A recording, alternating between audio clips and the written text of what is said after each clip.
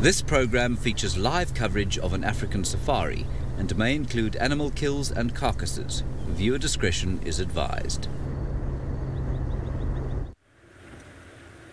Good morning, and welcome to a cloudy and overcast Djuma Private Game Reserve here on the Western Great Kruger National Park. My name is Brent Leo Smith, and on camera is Dangerous Dave the Dimpled Dish. And we're hoping the weather holds till the end of drive at least. Now, remember, if you have any questions, hashtag SafariLive on Twitter, or you can just pop your questions into the YouTube feed. Now, I am gambling this morning. What am I gambling at? I'm gambling at spots.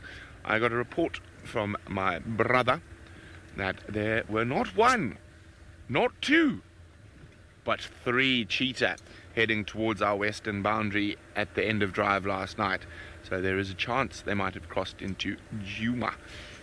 So I'm going to take a trundle down Triple M, which is our western boundary, and fingers crossed they might have come into Djuma, or we might just find them strolling down the road.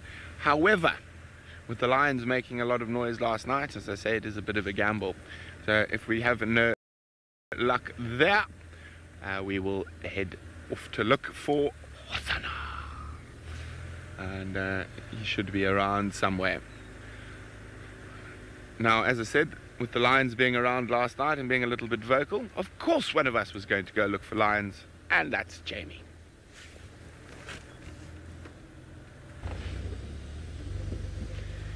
Naturally, I'm very excited to be looking for lions. Sorry, I got distracted. A very good morning to all of you. My name is Jamie, and this morning Craig, also known as Batman, is on camera with me.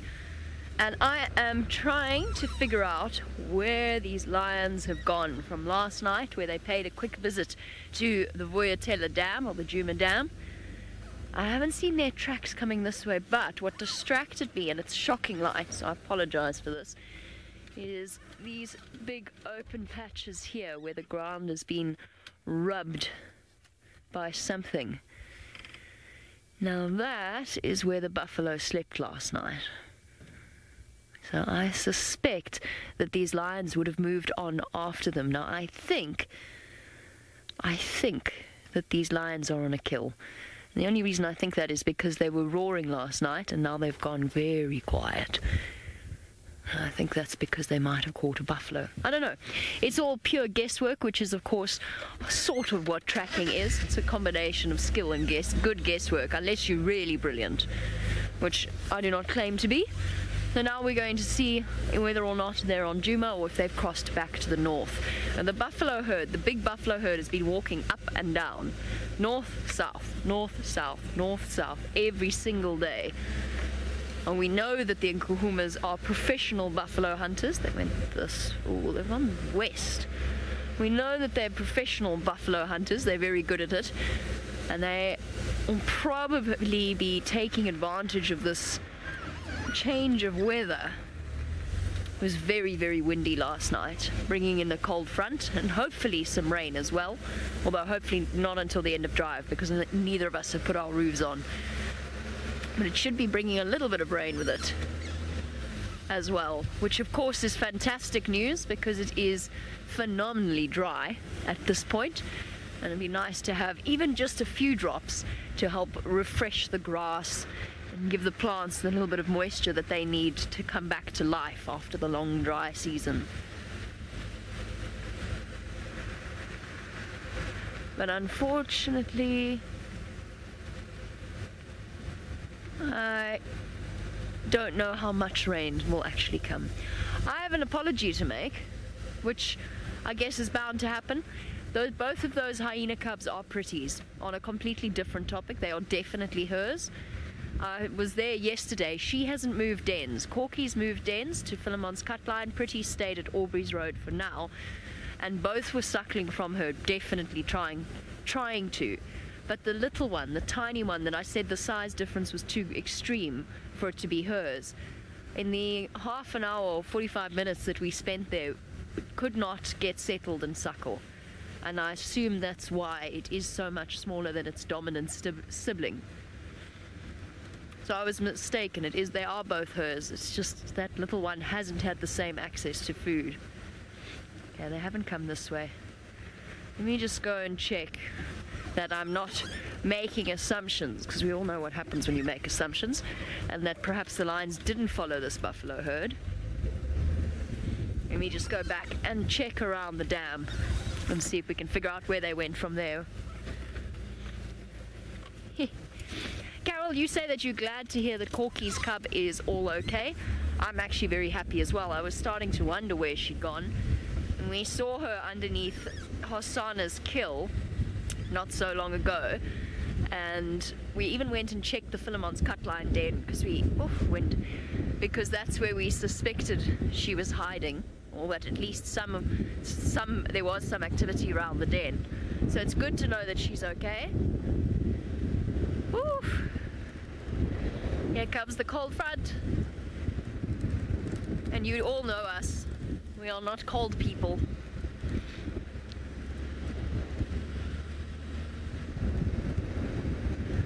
Buffalo, buffalo, buffalo. Footprints, footprints everywhere. Oh, okay, I think that this morning for at least half an hour, Brent and I are both going to be doing this quite a lot. Let's go see if he's picked up on anything on the road. Not yet, but we've made our way to the western boundary, and the cheetah are probably parallel to where I am now, heading in a southeasterly direction. So it means they might come in and around Impala Plains, but we're going to check from way up here from the beginning to make sure that they didn't do anything else. So as Jamie is saying, we're going to be doing a lot of staring at the sand.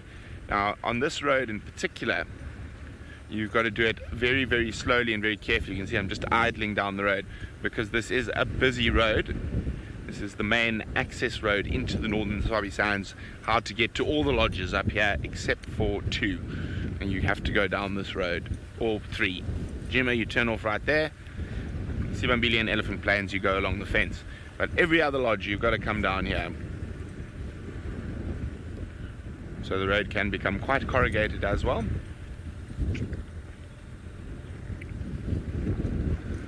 Philip would like to know how much luck is involved in tracking. None, Philip. We're just absolutely... No, I'm joking. There is a bit of luck involved. I wouldn't call it luck as so much as experience. So there's some ellies in the distance. So Philip, when it comes to tracking, I mean, you've got to be able to see the tracks, and tracking is one of those weird ones. You either can or you can't. You can learn to be better, but some people just, I don't know, maybe it's the way your eyes and your depth perception work, can really struggle with tracking. I'm lucky, I'm not one of those people. So day like today, very difficult weather to see tracks nicely. You're not getting any shadows cast by the sunshine, so we're just going to go very slowly. You can see I've still got my lights on the side here. You can see there's a light on there, and that's just to help me on the edge. So I'm looking for tracks along this softer sand here when they walk, and I'm just using the light to throw a bit of light there. So if there is something there, hopefully you'll see the indentations and the shadows. Now, to track an animal footprint for footprint is incredibly difficult. So when you are tracking, you actually want to sort of put your headspace into that of the animal, and especially, for example, on the drives here when we get off the vehicle to track, we can't spend an hour following tracks. FC will murder us. So we only spend about a maximum of 10 minutes off the vehicle at a time. So what we do then is you get tracks and you get a feeling or a general direction, and what I do is I go, okay, well, if I was Hosanna and I was walking here, where would I go? So I've got my general direction of tracks, and I'd say, well, I think Hosanna's going to go towards that large scotia. So I'd walk quite quickly towards that big tree, and then what I'd do is I'd scan for tracks there. If I got tracks, then I know I'm on the right track. If not, I would think about the next likely spot. You would go and cut across there, and you try basically think like the animal and guess, make educated guesses while moving through the bush to see if you can find where the next set of tracks are, or if you're lucky, find where the animal itself is. Carol is wondering, do we ever see pangolin tracks in Djuma? Yes, we do. Not often. I've only seen them about 3 times on Djuma, but we do, but not often at all. Okay, this is the first major point where I need to check carefully. There's a water hole inside the western sections here, so if those cheetah were hot and thirsty, they might have popped in there for a drink and then just popped out.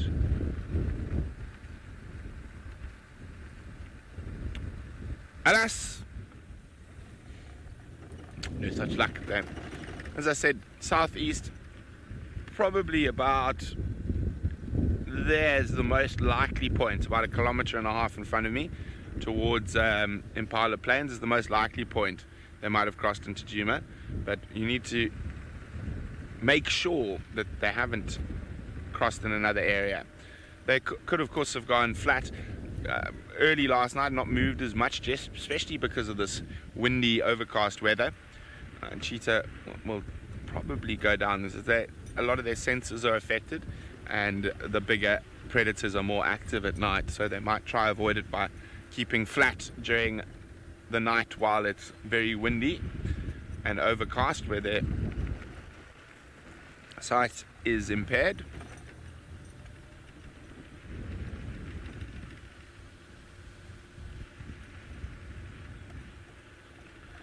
Well, so far we're coming up with nothing. As I said, it is a bit of a gamble, but let's go see how Jamie's search for the lions is going.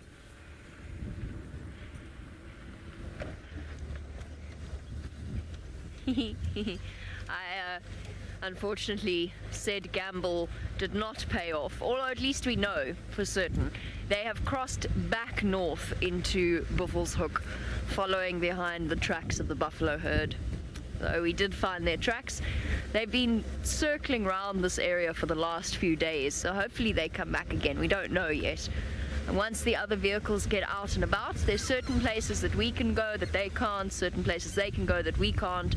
So hopefully once they're out and they go check to the north, we'll find out just how close the lions are to the boundary.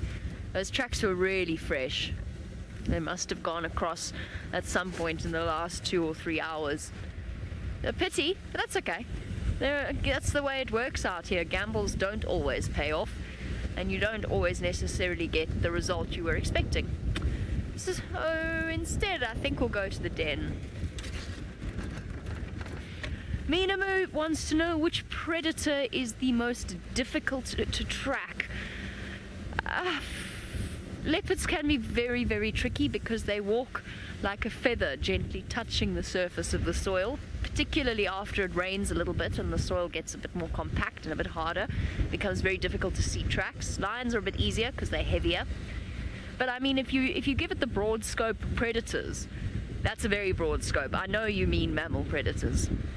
Cheetah are quite easy, but it's impossible to, say, track a predatory bird, like a bateleur or something like that. Although we often say of Herbie that he could track a bird's path through the sky. Serval, really difficult.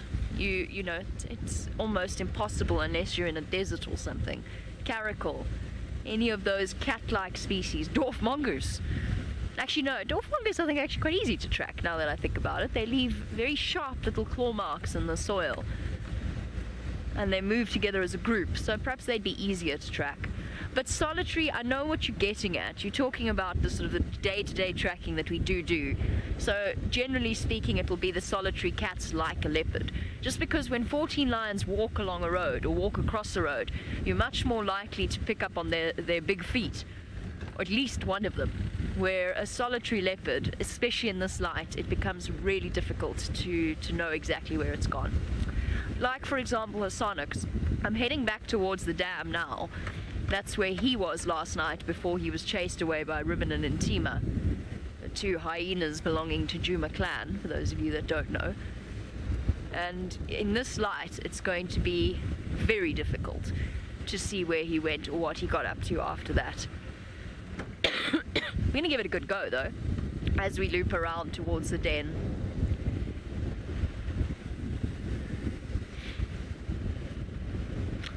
Lady Starfire's question's a very good one, and I want to find us a good example while I'm driving along, just so that our newer viewers can get an idea as to what we're talking about. So Lady Starfire, hyena. Lady Starfire wants to know, do all animals use game paths, or is it just the predators? No, all animals do use game paths. A game path is formed when an animal, or sort of a number of animals over a number of years, follow the same route over and over and over again. And the reason that that happens is simply because it's easier. It's the easiest path through the trees, around whatever terrain it happens to be. And you'll find that what happens is that game paths get bigger and more defined the closer you get to a waterhole. So it's not just the predators that use them.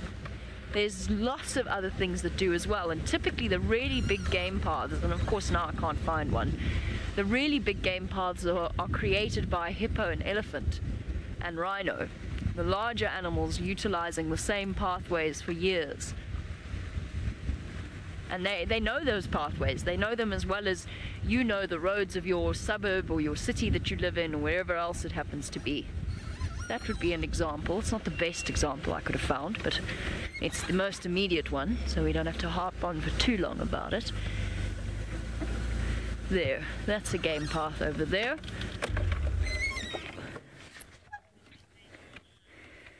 Exactly. Animals don't have to rely on Google Maps. They've got their memory of where everything is. So there you go, that's a game path. That little path right in the middle, it looks a bit like a hiking trail. So that's what the animals are utilizing backwards and forwards. So it's always a good idea when you're tracking, particularly when you get to a road where the game path goes across the road. It's always a good idea to check that junction. I was going to say something else about Google Maps. Yes, honestly, Tony Two Toes, one of the easiest animals to track is a herd of buffalo, because there's a couple of hundred of them. They're big, heavy animals that defecate regularly, so it's even easy to see how old the tracks are if you just have a sort of rummage around in their dung. That sounds horrible. You know, just check and see if it's still wet, still warm. So buffalo are quite easy. Ellies can be quite easy, so can rhino, depending upon where they go. Obviously, once you get onto some rocks or something like that, or really rocky soils, then anything is difficult to track. I would say a herd of buffalo is probably the easiest. You've also got their sound to help you find them, because buffalo, when they move, are not quiet when they move en masse like that. There's always a constant meh when one of them stepped into the other's space. You're the first mammal I've seen. Don't run away. Don't leave. Ooh, there. We'll grab it. No, we're good, we're good. Nobody panic. We got it. Excuse me. Have you seen Hosanna by any chance? A male Dacre. It's amazing how at this time of year we've seen just how many Dacre actually live here. Dacre and Stembok. When summer comes and the grass grows and the trees get their leaves, we hardly ever see them. But now, as we've gone into the dry season, or the end of the dry season, we can actually get a proper idea, and there are far more than I think any of us realized, or perhaps we forgot just how many there actually are. Not only that, but we've got used to seeing them in regular places. This little Dacre's always here. Then there's one that lives at Chelepan underneath the leadwood. Oh, shame, you're struggling with flies today.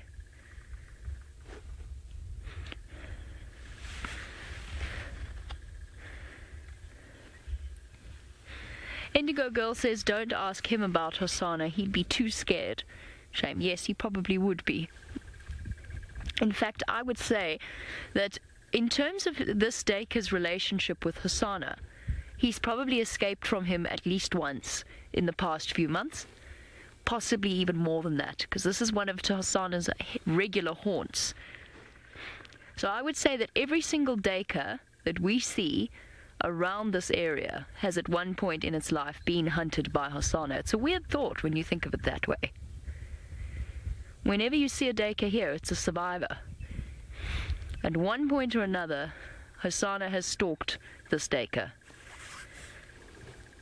That's why it pays to be alert constantly for these little antelope. Shame, it's also quite thin.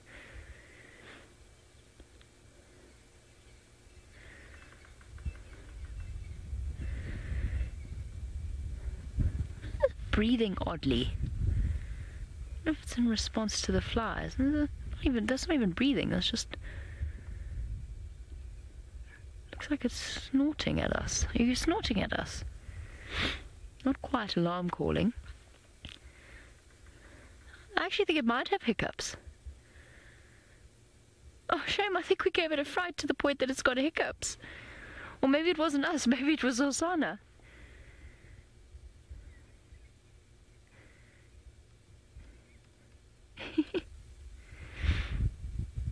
Oh, it's a scary world out here. Aren't you meant to give someone a fright to cure them of hiccups? I'm sure you are. Can you frighten someone into hiccups?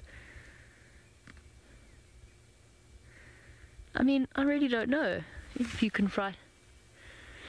It is Halloween. It is Halloween. You should have dressed up as Hosanna and see if I can cure the Dacre of its hiccups. Right, this is absolute nonsense I'm talking. Right. Dacre, how small are the babies? I think that was... Who's that from again, Emma? Was it Christina? Kristen wants to know how small baby Dacre are. Very, very tiny. To give you a sense of how big a fully grown grey Dacre is, it's probably about that big. No, not even. Maybe that big. So baby one is down here. You hardly get to see them though, unfortunately. It's not a regular sight because once they're born they are kept hidden and their instinct tells them to stay lying down, tucked away somewhere, wait for mom to come back and feed it. So they do remain very, very secret and safe, tucked away under bushes and so on. So you don't see little baby Dacre or Steenbok all that frequently. I so optimistically bought my sunglasses today. I don't know why I did that. That was very silly. So they're roughly, baby Dacre are roughly the size of a Jack Russell. That of course depends on the age of the baby Dacre. They grow very fast, just in the same way Impala do, or something like that. So they will grow quite quickly. And by the time we start to see them out and about, they're almost the size of the adults. Right, it's been a truly successful morning this morning. I've managed to find you one Dacre. Bravo. Let's see if Brent's had any more luck.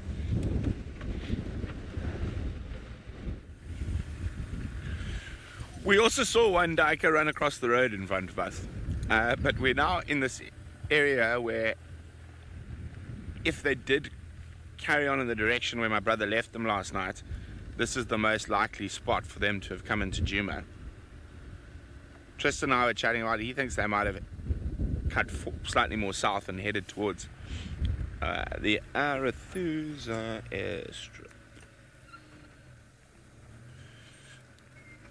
Nope.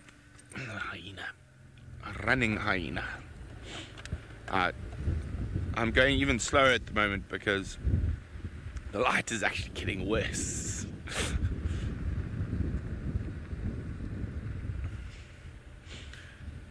It's about the same brightness as the light, so it's not making that much difference on the side of the road.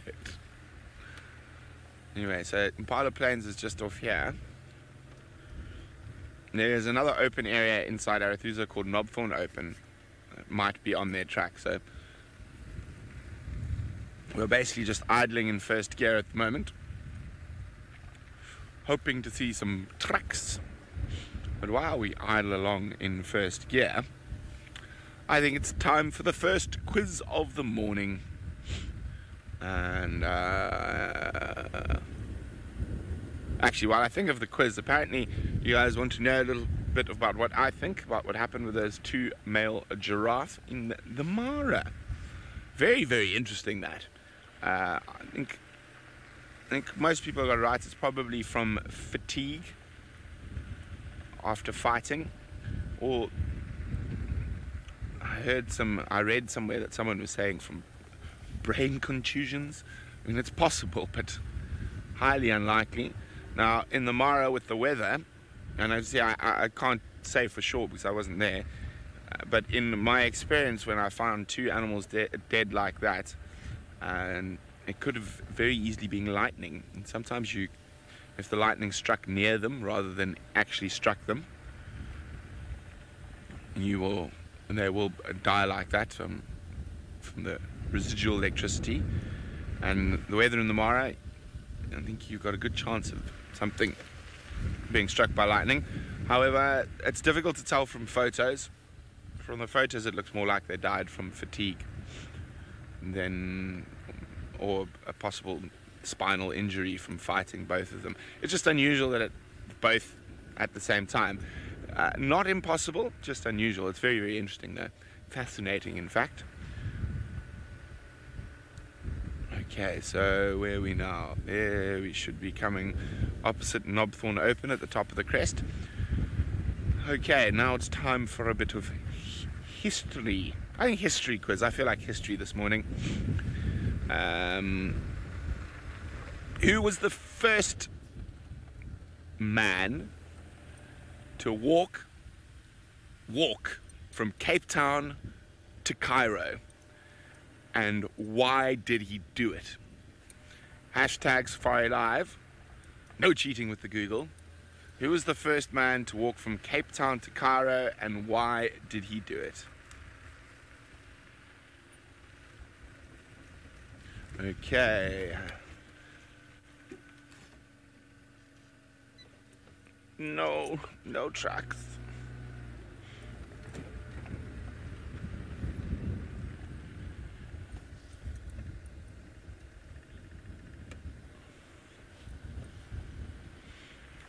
See, look, a duiker, Dave. Don't run, duiker.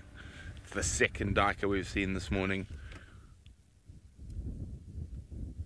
Looking like it's about to flee. Little female. Now, duiker, if we're talking about history, are quite an important animal for the Tswana tribe. The Tswana tribe is spread between northern South Africa and southern, or actually most of Botswana. The majority of the Tswana people live in Botswana though. And the grey duiker is the totem animal of the tribe. And you would think that is a very strange totem animal. You think people would want lions or elephants or rhinos or buffalo or something big and scary and dangerous. Now, the reason for that being that one of their first paramount chiefs, or kings you could call them, was actually part... Oh, there we go, bye-bye. Part of the family that actually eventually became the first president of Botswana after colonial rule, Sir Seretse Khama. But so it was Tawana Khama. I'm trying to remember exactly who it was. But yeah. So in those days, the Indabele, who are an offshoot of the Zulus, a very warrior-like race, and quite different from the Tswana, who were more pastoralists and didn't really go beat the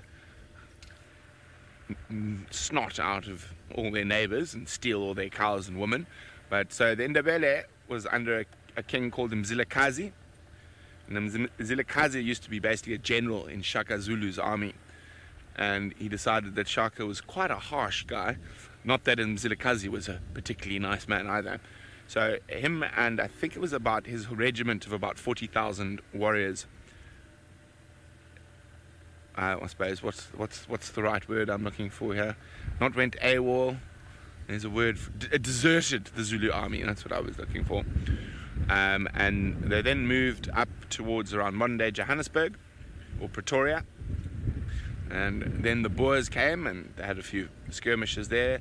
And then they moved into now what is Western Zimbabwe. and the capital, where the capital was, still holds the same name today, Bulawayo, the place of killing, or the place of murder, basically, where they used to follow out executions. So what happened now is that, being a nice warrior nation like the Ndebele are, and having the not-so-warrior Tswana next to you, it was like free cows and free girlfriends, and just run across and beat some people up, kill some people, and then take whatever you want, cattle and women.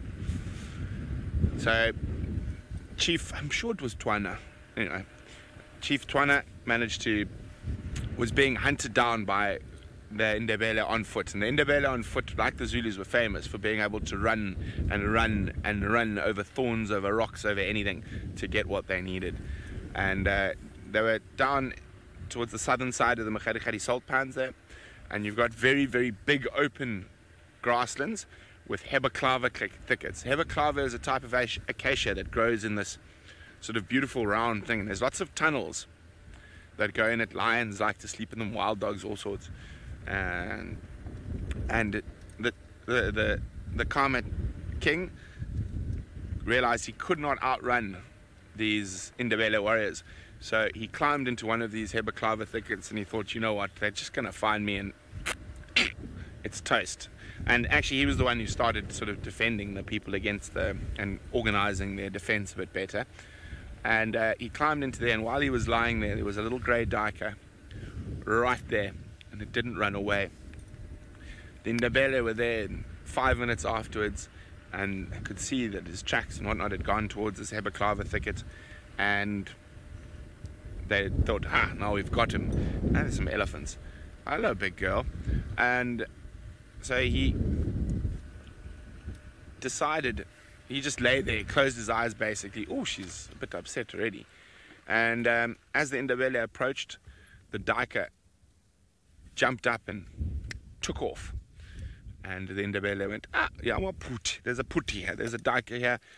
That chief or king can't be hiding here, so let's go, move on. So the duiker saved the king of the Tswana people from being murdered by the Ndebele, and from that day the duiker became the totem animal of the Tswana tribe. Okay, the Ellies look a little bit nervous. It could just be the weather. Nice big herd. And just see if we go a little bit closer. One female just didn't look very happy there. Yeah, no, they're not happy. We're not going to go any closer.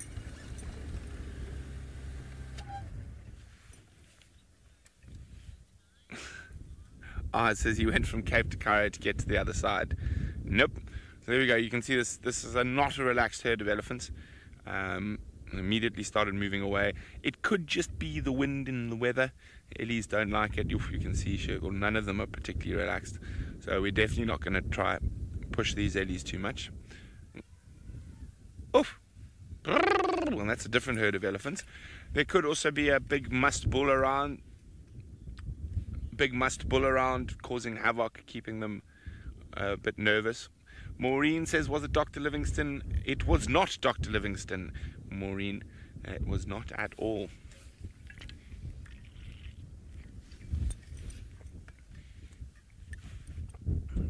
Sure.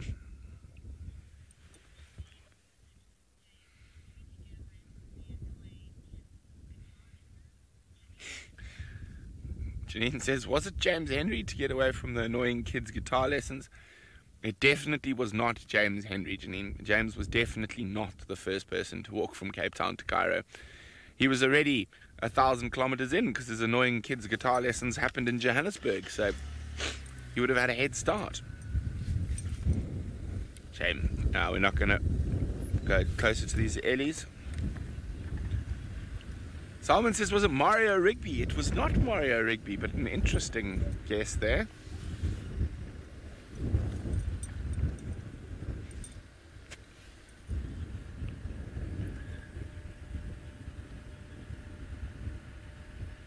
Fancy, you are spot on. It was Ewart Grogan, and it was to win the approval of the stepfather of the girl he liked.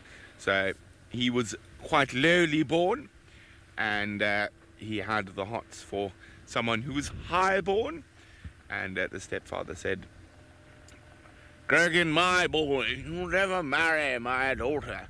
Maybe enlist if you walk from Cape Town to Cairo." So he did. And he was quite an interesting chap. He actually ended up marrying her, and they settled in Kenya. But yeah, Ewart Grogan. There's a very interesting book on his walk from Cape Town to Cairo.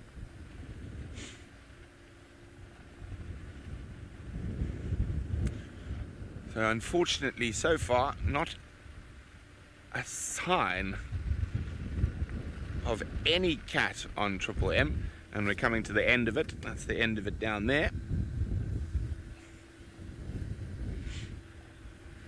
And it sounds like it's been a bit of a quiet morning so far. Maybe once we get to the end there, I'm going to go look for Hosanna. In the meantime, let's go to Jamie.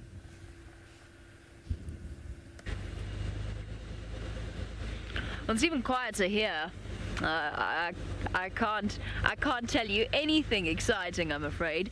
The only thing that I've decided I'm going to do, well, I said I was going to go to the hyena den, but due to the various guests of the area having a later morning than us, I couldn't take the shortcut to this place. I had to go all the way around because I couldn't drive in front of the lodge, which is fair enough.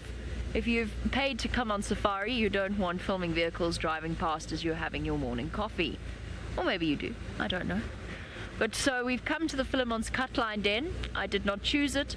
It simply happened to be closer to where I was going, so we're almost there. I'm worried that this weather might have discouraged the cub from barreling about. I noticed in the Mara when it was cold and windy, okay, admittedly it also rained a lot more, I noticed that the hyena cubs were not very energetic. They curled up in a ball and stayed there.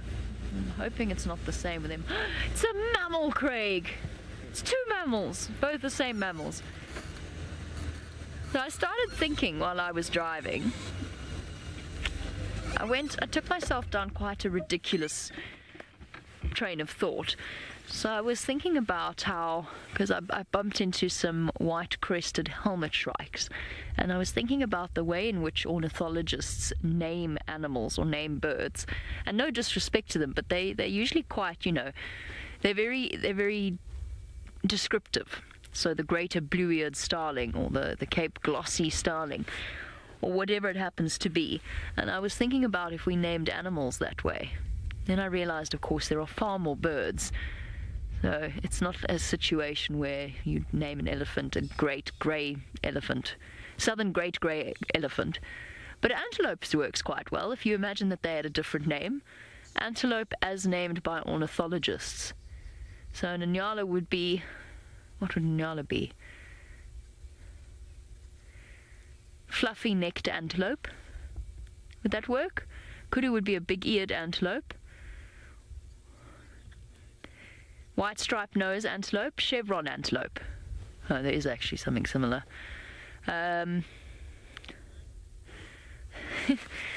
This is a fun game. I think you should send through your suggestions on hashtag SafariLive on Twitter.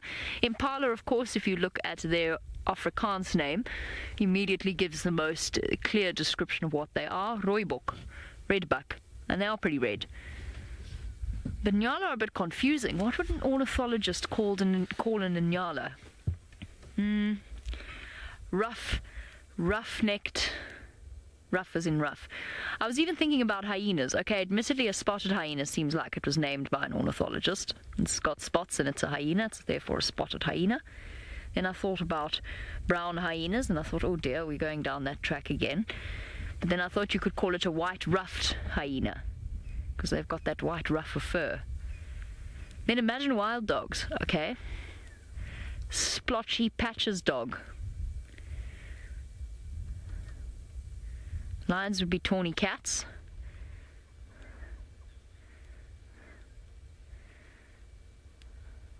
Leopards would be rosetted cats.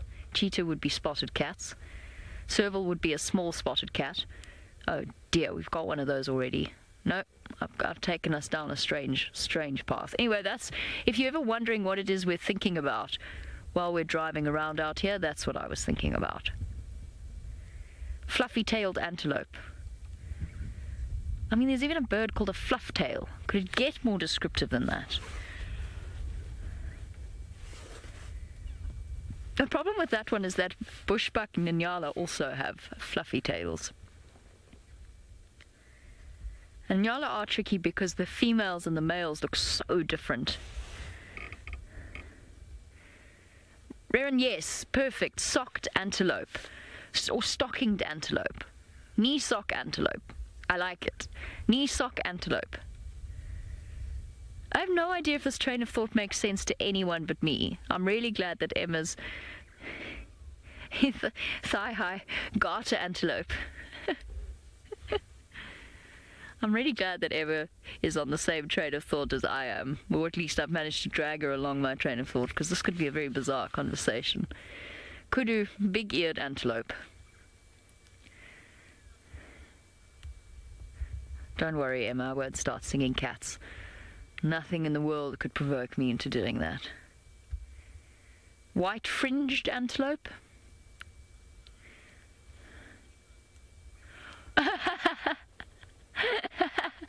Umka wants to know what we would call a porcupine. I think it would be called a pincushion rat. He's a rodent. Pincushioned rat. Spiky rat. Prickly rat. Of course, there's different species. Southern prickly rat. They're not rats. They're rodents. Southern prickly rodent. A hedgehog's definitely a prickly. No, I can't think now. I've run dry. I'm done.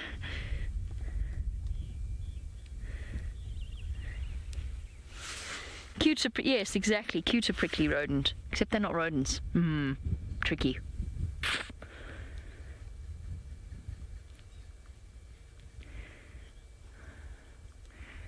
Bush babies would be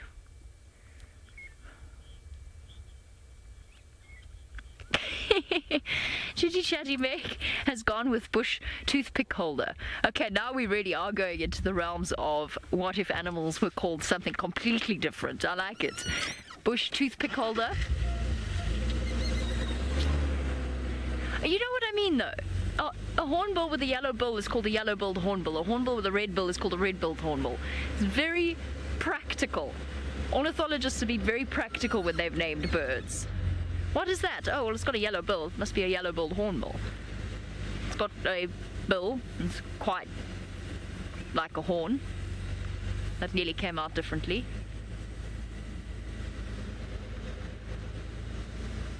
Let's pop into Philemon's Cutline Den before I lose my mind completely.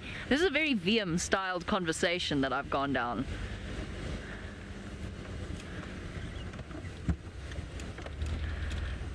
Now, it is not just myself and Brent pottering around trying desperately to fill the silence with our inane chatter. There is someone who you met yesterday who is driving once again from the Masai Mara. Isaac would like to say hello. Good morning, everyone. Welcome to the Mara Triangle once again. We're on our way down to the Mara Triangle. See what we can find for you. Remember that giraffe you saw yesterday? That's our mission this morning. We're hoping to go and see what happened. I hope you had a good night's sleep, and let's go. Let's take you down there. It's quite a drive down towards where we're heading, so I'm gonna try and concentrate on the road. Bear with me, and I'll see you shortly down the road.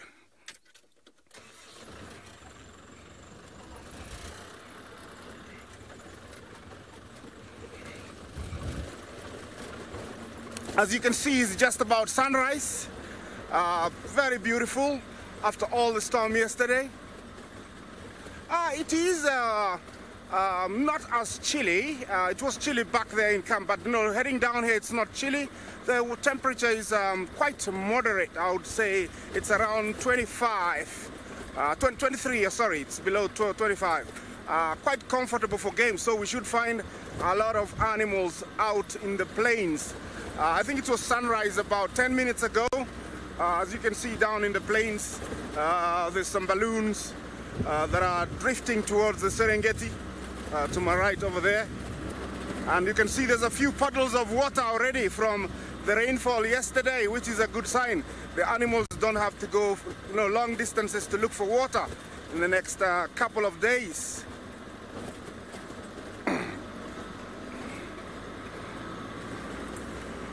What a beautiful morning. Look at, what's happening down here. Beautiful. I think it's gonna clear, later on in the day.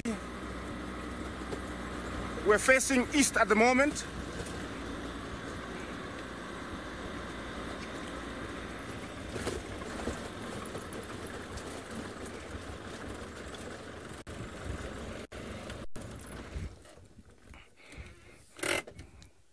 Yeah, just down there, as you can look, there's a beautiful herd of elephants heading away from the road.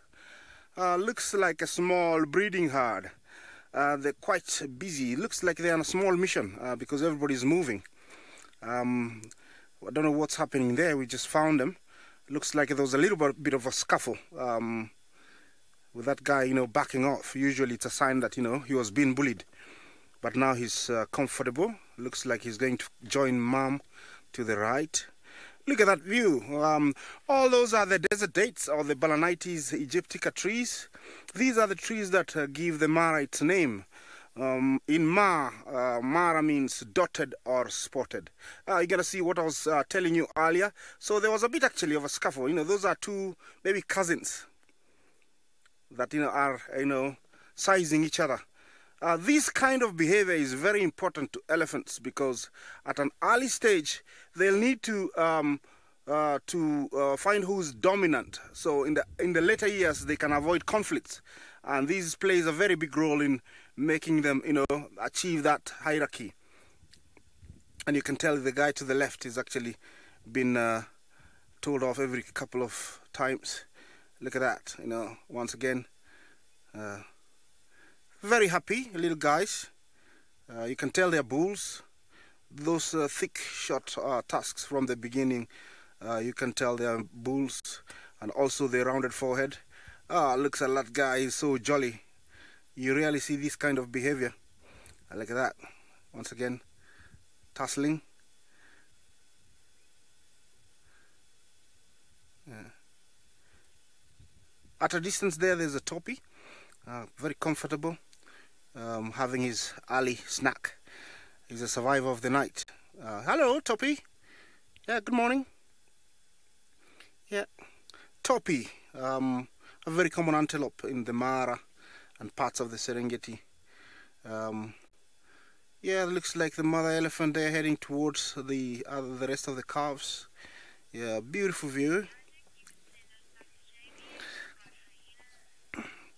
Okay, as we head down towards our mission, we'll head you back, pass you back to Jamie to find out what's happening with his highness.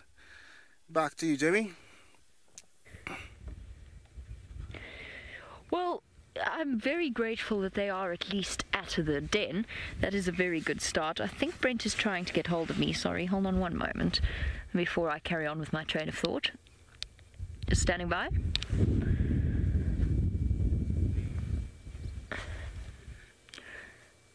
I've just arrived at Philemon's Cutline Den. It is active. I don't know if you heard, but the line's tracks crossed north.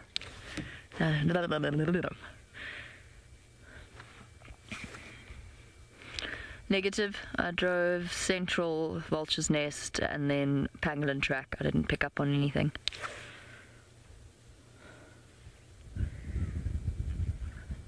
Doesn't mean I didn't miss them. Brent wants to know if there's any Hosana tracks. I said no, but jeepers, I could be completely mistaken about that. So, Hosana's nemesis, Corky the female hyena, at the Philemon Cutline Den. And Corky, after presumably quite a busy night, I don't know what she got up to last night, is fast asleep. I also completely missed the fact that there are 2 other hyena here.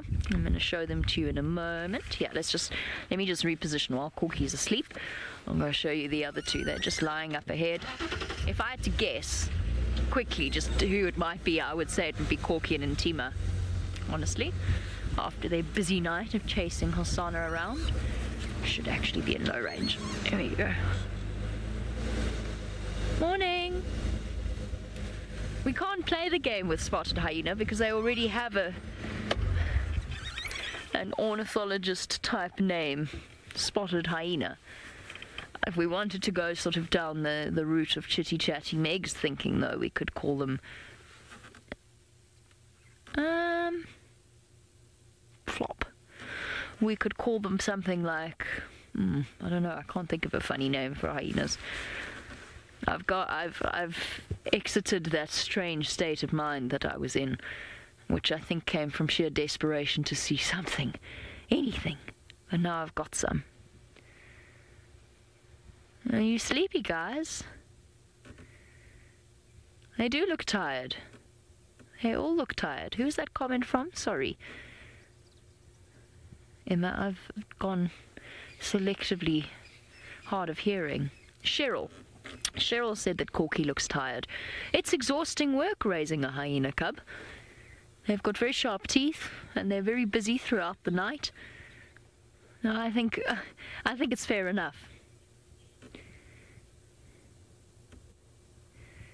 What was that, Stinky What Dogs? From Dory? Stinky Bear Dogs. Stinky Bear Dogs. I like that. I think that works. I mean, I love hyenas, so I'm allowed to say that. Stinky Bear Dogs. The problem is you can't give them a name that already makes their reputation even worse than it is. Stinky Bear Dogs? What about Spotty Bear Dogs? Spotted Bear Dogs? Just a reminder for our new viewers, although we are going down the route of the absolutely crazy this morning, hyenas are not bears, nor are they dogs. They are their own special family. Although once upon a time, of course, when people first saw hyenas, and by people I mean colonizers, they actually would have been considered dogs, but they're not. They're a separate family. Maureen, good morning to you, Maureen. I'm going to reposition. As fun as it is to watch these 2, I think we better keep an eye on Corky. Maureen, yes, hyenas do differ throughout Africa in terms of size and behavior. Size and appearance and behavior. No, going. Thought I saw something there.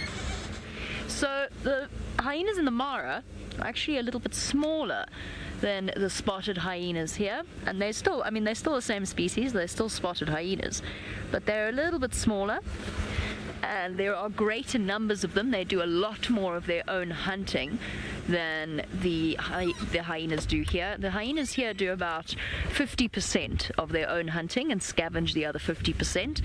It is difficult to give an exact statistic, but it's around about there. Whereas hyenas in the Mara catch about 95% of their food. Then when you compare them to, say, desert hyenas, as far as I know, and I'm talking about sort of Botswana, Kalahari area, or the Kalahari area, they are similar sized clans, but then I've also heard of clans going up to over 100 in those sorts of areas. So they do differ in size and shape. Not shape, they're all the same shape, but they do differ in size and behavior. Now out here the clans, or at least this clan in particular, is quite small. So they're only a limited number of adult females in this clan, actually. Quite surprising just how few there are. I don't know what happened to cause this, to me, almost an imbalance in males versus females. There seem to be loads of males in this clan. Unusually so. Philip. The question on everyone's minds. Philip wants to know where Ribbon is in the hierarchy. There's a theory that Ribbon might in fact be Corky's daughter. I don't think so, but we're not certain. So we don't really, the answer to that is we're not 100% sure where Ribbon sits. From what I've seen from the behavior that I've witnessed over the last, well, not I've witnessed, I've watched. I went back and watched some of the interactions between our hyenas that I'd missed in the last year and a half, because I'm nerdy that way, and I wanted to. But from what I saw, Ribbon went through a stage where she was dominant over almost every single member of the clan except Gwen, which was weird because Gwen was our lowest ranker, and then it reversed back again and Pretty and Corky were dominant over Ribbon. Now I don't know, so we know that she is below Corky. We can say that with absolute certainty. I think she's a bit higher ranked than we thought. What would be interesting is to see her interact with June. So June is one of the hyenas that come, or that was it's complicated. She is the daughter of a hyena called Scarback. Scarback seems to have vanished and most likely died because she vanished when she had 2 small cubs. It's not just that we couldn't find her. Her cub actually died last year because Mum had disappeared. So Scarback's gone, but it would be interesting to see how her daughter June interacts with Ribbon. I haven't picked up on any recorded footage of that. So we're not 100% sure where Ribbon fits in this whole hierarchy. We know she's a regular though.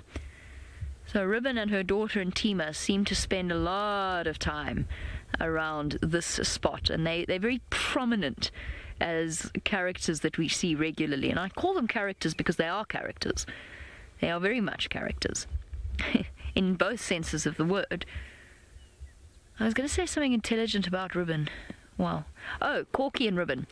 I saw a sighting that I was alerted to, and I watched it, where Ribbon and her daughter Ntima were eating an impala, or eating an antelope of some description, and Corky was there, and Corky did not eat. She did not feed, which was odd. But that was a few months ago, before Ribbon came back into the clan with nasty injuries around her ears and her head, and a very subdued body posture. All of a sudden very submissive once again. I don't know what happened with Ribbon, or how she suddenly became so sure of herself and then was put back in her place quite thoroughly. I suspect that those injuries were inflicted by her, and I'm almost certain they were inflicted by her own clan. So we don't know. We'll have to keep sitting at the den and watching these interactions. Such a pity that a morning like this morning is not conducive to active animals. You know, we always talk about how they like to hunt in this weather, and the cats do. But mostly animals feel much the same that we do about weather like this. It's windy, it's cold. They'd rather sit and be warm. Imagine how cozy it is in that den for the little cub. Why would you want to come out?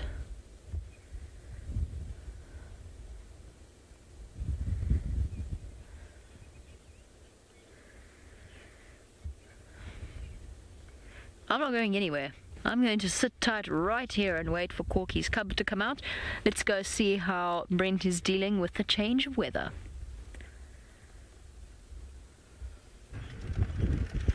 Well, the weather is the weather. There's not much control we have over the weather. I have got an interesting report though from Durham, my little brother. He said there were lions roaring to the north of Chitwa last night. So in Torchwood, it could be the Torchwood Pride. So I'm going to head down to the east now. We're just going past Twin Dams, and then we're going to get onto Gari Main and head down to the Moanini. Actually, I think we might start around Rhino Cutline up on the crest to the east, to the northeast of sort of Chile Plains entrance, and work our way back towards the west from there. Who knows? Maybe we'll get lucky. I've never seen the Torchwood Pride, so I would very much like to.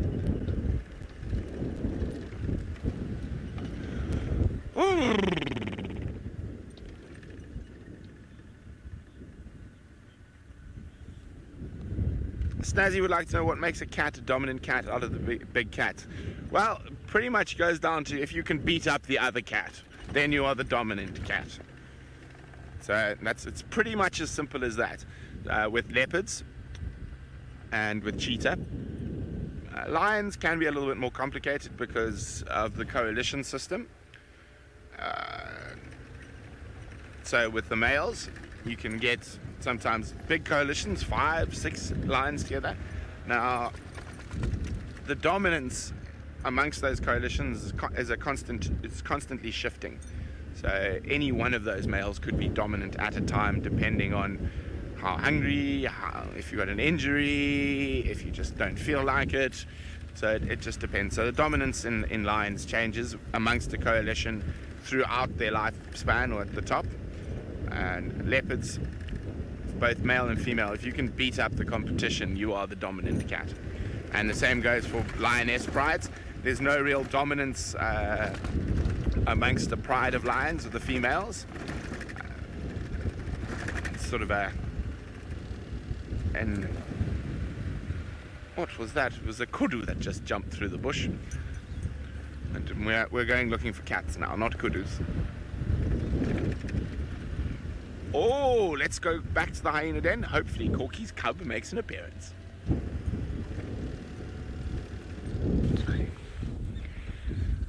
Hello, good morning. Corky's cub has made an appearance responding to Mom's calls, but I just want to, I don't want to start up now, not with our vehicle between the cub and Corky. Corky just shot up, and she's now moaning off. She walked towards Pretty. Pretty's here as well. I suspect sometime last night Pretty moved her cubs here. Hi, little one, with your bald patch.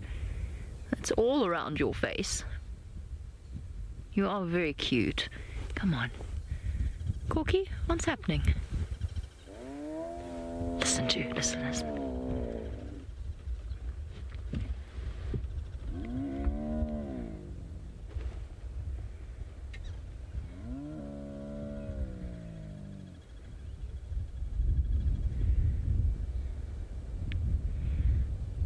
Craig's sharp ears picked up a hyena whooping in the distance, and that's what immediately caused Corky to, well, shoot up like a cork. Call for us, girl. No? Okay, alright, or you could just lie down. No? Oh, she looks as though she's got the weight of the world on her shoulders. Now we're going to sit quite quietly.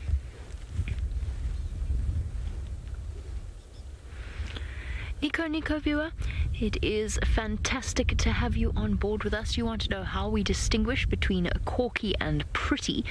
The answer to that is their ears. Corky's got a very distinctive bit of her ear missing on her left ear, as well as a little sort of I don't know how you'd put it, a little dangly bit on the bottom, where a piece of skin is actually split away from her ear at some point in the past. So that's Corky's ear. Pretty's also got a very distinctive ear notch, but it's easier to see it than it is to describe it. But that's the easiest way to distinguish between the two mothers of this clan. Pretty's at the back. Oh, come on. We want to see some interaction. I want to know what's happening with your hierarchy. Quite a submissive approach there. I do want to move, but I don't want to move, because the cub was thinking about coming out to Corky. And if we move between them for a better view, we'll stop it from doing that. Stop it from exploring.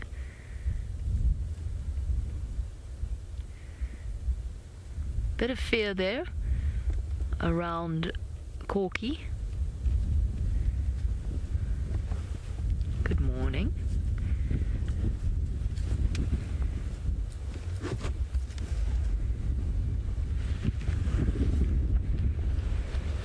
What are you listening to? This one's also calling now.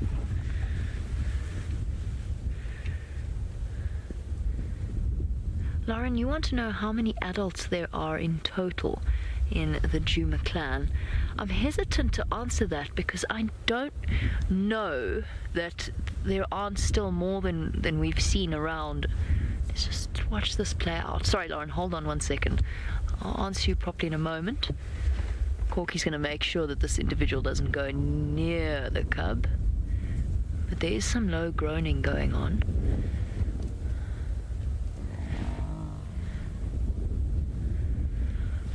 What's absolutely phenomenal is how quickly their bellies have gone down. All the hyenas of Djuma were looking a little bit like they'd swallowed beach balls. There we go. She's called the cub out. And she's settled once again.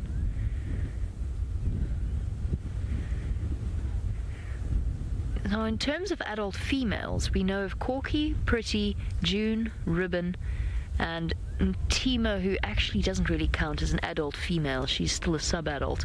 Hopefully Jan is still around. And then there's Heart as well. So you're looking... I don't want to talk over their vocalizations.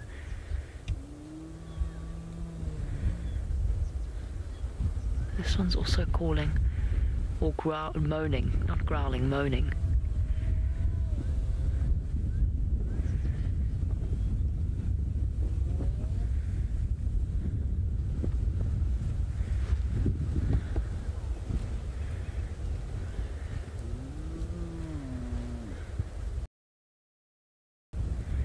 Look how this cub's watching this. Craig, you know what you just said about wild dogs and what a good morning it would be for them. I've just heard Brent say that he's got tracks crossing into Djuma. Oh, that would be awesome. There was one time where I was asked a question about what would happen if wild dogs came running past a hyena den, and in truly phenomenal style, in a way that will never be repeated, the wild dogs came running through the hyena den as we answered that question. It was crazy. I still can't believe that happened.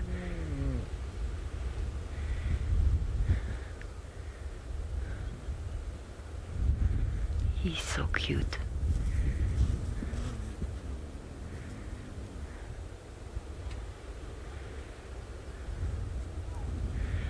Now, this cub's got to learn all about interacting with the other members of the clan, and it takes a lot of its cues from mum.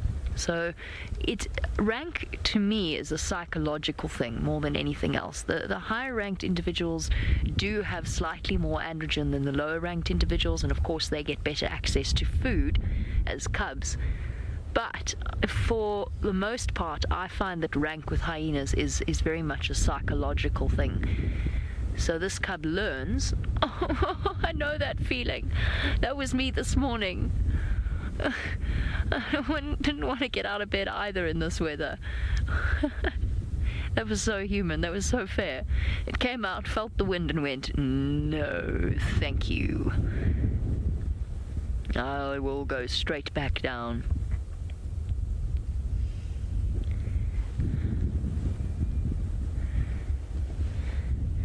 I'm going to do some counting to work out exactly how many adult hyenas there are in the clan. I've counted 7 females that we know of, that we see regularly. But we spoke about the differences between Djuma and Mara hyenas. Well, Isaac's had some luck on the Mara front, and he's found one of the fluffy hyenas there.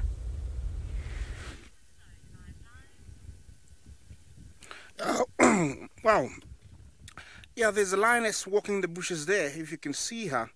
She's heading away. From a distance, we could see she came from where that those 2 giraffes we saw last night were, and she's headed away. And there's plenty of hyenas around this area, so there was a lot of action after we left. And looks like they've had their fill, so they're spread out all over. We haven't reached there yet. But as you'll see, there is lots and lots of hyenas. Those are 2 more, and there's actually another one coming from the left. And as we sweep, to the right, there is some more, hyenas there. See, that's another. Looks like another female. She's quite big for her size. We can tell, usually females are much larger than males. And if we go, further down, you'll see, in the trees there is vultures. There is, oh, that's a giraffe. You see the vultures on the trees, and that's a giraffe. The 2 dead giraffes are to the right, but these one just went past those ones.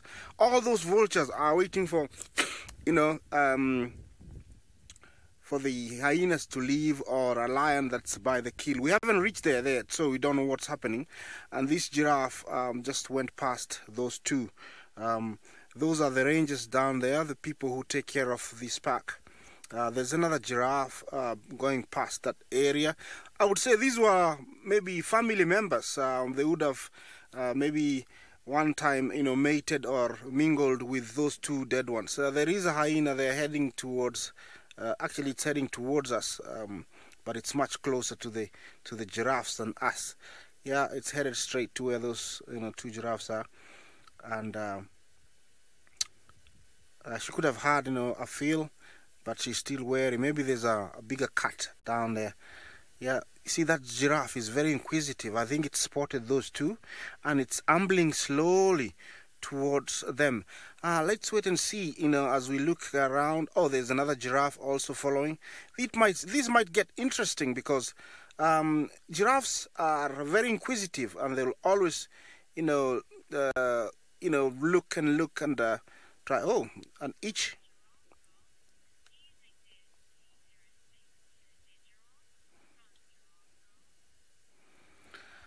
Giraffe girl, they do show emotions, you know, they do look, sometimes, you know, bend and lick or, you know, sniff the dead ones. We don't know exactly, you know, what they do, but I would say, you know, they do show some respect. Giraffe girl. Yeah, look at those hyenas, very full. Look at their bellies. Yeah. Tails up, look, you know, tails are there. Oh, there's a lioness, you know, you see the lioness? In between the, oh, look.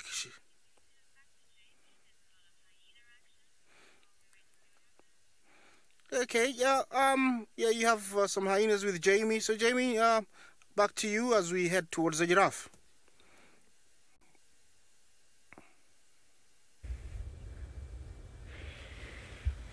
Just watch this interaction here between the two mothers at this den.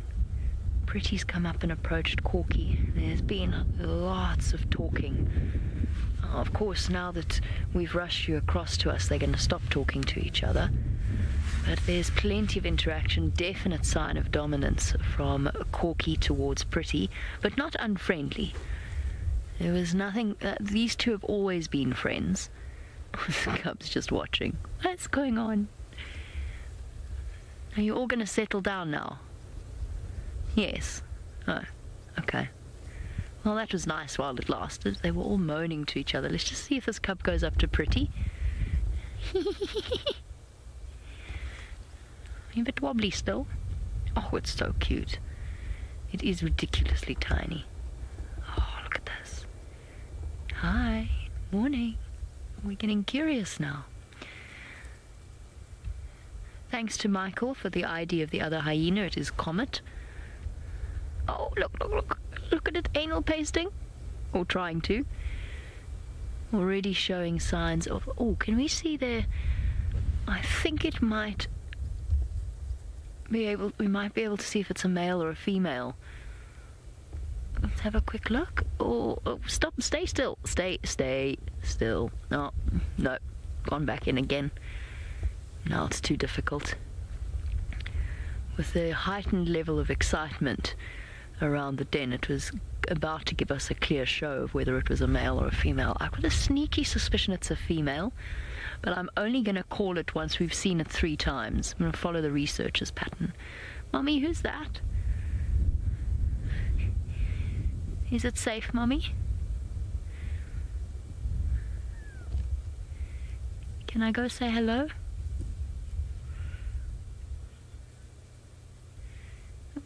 Oh, no, it was much warmer in here. I think I'll go back to bed. Well, bye then. I think Pretty's moved her cubs here. It's funny, we had a discussion about this yesterday when James discovered that Philemon's Cutline Den had Corky's cub in it, and I was at Aubrey's Road Den with Pretty. We both said that we thought that Pretty was going to move and bring her cubs through here. I don't know yet for certain if she has, but the fact that she's here gives us quite a clear indication. Right, for the Niconico viewer that asked about IDing Pretty, you've seen Corky's ear, but Pretty's lying next to us, so she'll give us quite a nice view of her ear notch on her left ear. Have a look at that. There you go. Completely different shape. It's on the inside edge, closer to the top of her head than Corky's, and it is a different shape entirely to Corky's ear notch. Now, Pretty was called Pretty because she was, a few years ago, probably the prettiest hyena in the clan. I still think she's quite pretty. She's got a lovely balance of tan and spots and a very pretty face. Having spent a lot of time with hyenas, that's the way that I look at them. So I nicknamed her Pretty, and the name kind of just stuck. Okay, now everything's calm again. Now it's... Maria, good morning to you. Maria would like to know how long the hyena cub will stay at or inside the den. Now, apart from its early explorations, the hyena cubs will be kept safe in their den site for about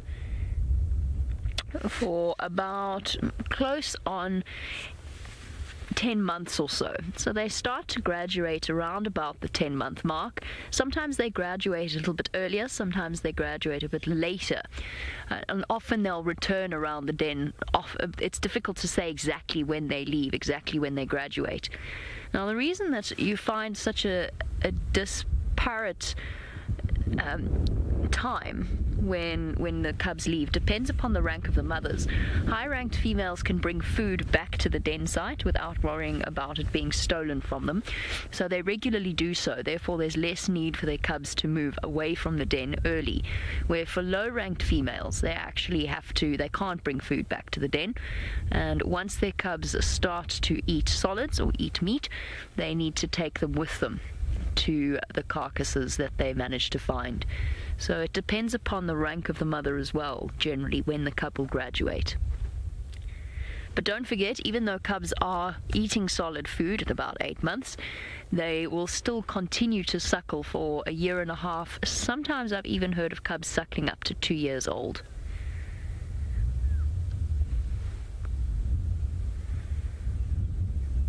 And I've even seen adult hyenas try to suckle.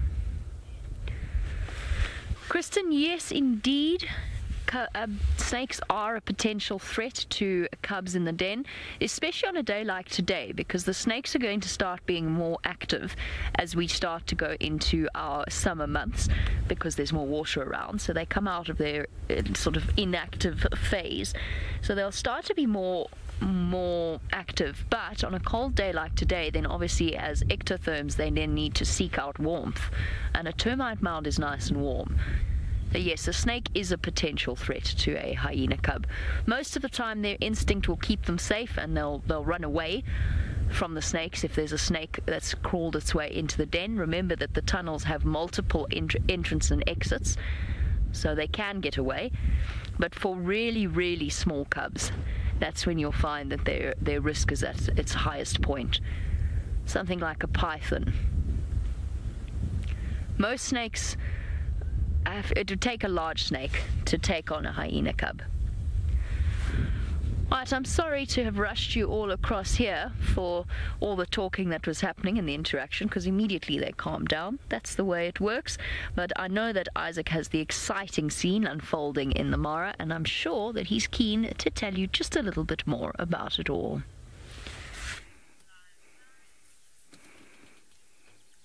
Once again, we're back at the two giraffes, and you can tell, we had some lions visit. There's been plenty of action throughout the night. We had lions roaring, and that's why we decided to come back here. You can tell that lioness is still quite busy feeding on the that giraffe to the right. She could have been arrived here much later than the others. So I would say, in this case here, the hyenas found the kill, and the lions followed here comes a jackal. That's a silverback jackal. There is enough for everybody, but the lions will try and dominate these two kills as much as possible. The jackal, it's an opportunist, although in this case, so he'll try and, move around those two giraffes and find something to nibble on. But he has to be very, very careful because he doesn't know how many lions are around here. Quite a beautiful coat. Those bears, amazing eyesight, so he's able to see long distances. But in this case, he's depending on the ears and also sight. You can tell he's very careful when he's going around this kill because he knows that competition is very high and he can be, attacked and killed by these lions. You see that lioness is not, is looking at her like, what do you think you're doing?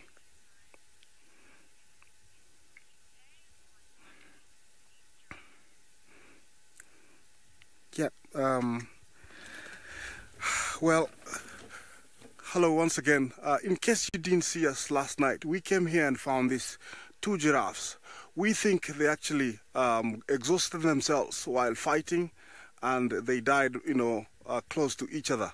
Last night they were still very intact when we left, and that's why we've decided to come back here and find out what's happening. And you can tell that there's been lots and lots of action throughout the night. The one to the left, the rear hind has been opened up, and there's also to the right has been opened up. That lioness is still busy, feeding on the one to the right, and you can tell she's a bit bloody. We saw a lioness, another hyena, heading away. These two giraffes, I think, died about 36 to around 40 hours ago. So that's about heading to around 1.5 days. And it's actually a bizarre sighting. I've never seen something like this before. And it's a feast for these lions and hyenas for the next couple of days. This is the Quichua pride, and these are the lucky three. We saw one head away, and these are the two that are still here. So I don't think anybody else has found the kill, and so these guys are going to try and stay here so that the others can find them and they can have their fill also. I don't think something like this has ever been documented anywhere else in the world. I've never seen something like this, and maybe, yes,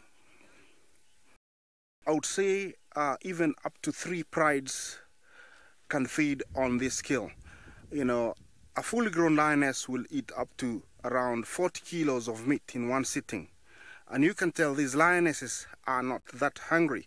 So, I would say this 3-ton feast can feed up to around 50 lions, but we don't have that big of a pride over here. So this small pride of about 16 will camp here for the next 1 or so week, gorging and nibbling on it every now and then.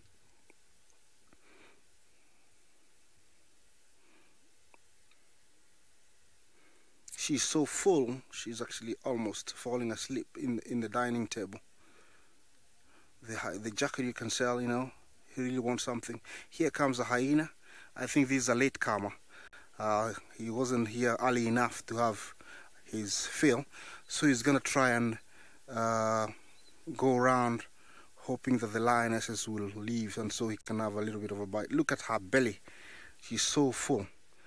Beautiful looking. There comes another hyena. Yeah, although there is enough for everybody.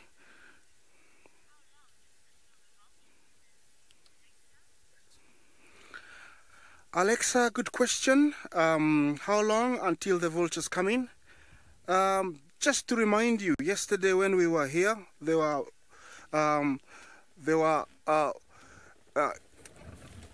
Alexa, just to remind you, yesterday when we were here, vultures were here fast. But because the skin of a giraffe is so tough, they have to wait for the lions or hyenas to open them up. If you look at the trees there, they've been camping here from yesterday afternoon. So they're already here. They're just waiting for the lions and the hyenas to have their fill, and so they can move in. That could be a related giraffe to these two, and he's been hanging around here since we came about 20 minutes ago, but he cannot move in close because there's plenty of hyena and lion around here. And yeah, there's two hyenas there. They're trying, you know, that tail up is, you know, they're getting excited, and they are discussing of, you know, trying to move in and intimidate those two lionesses. They might call for backup, so let's wait and see. These two are really, you know, determined. You see that? That's interesting behavior. There's more coming. There's more hyenas coming to the left. So now there's three, and there's another one actually I could see. Hear that? This might get interesting. That's calling for, you know, backup or coveries. Yeah, there lands a vulture. That must be a very hungry one to be the first one to land. But they have amazing eyesight, so there could be something that on the ground there that she saw from a distance. Yeah, the hyenas are moving in. Look at that. Yeah. There's more vultures coming in. All these, you know, they're, you know,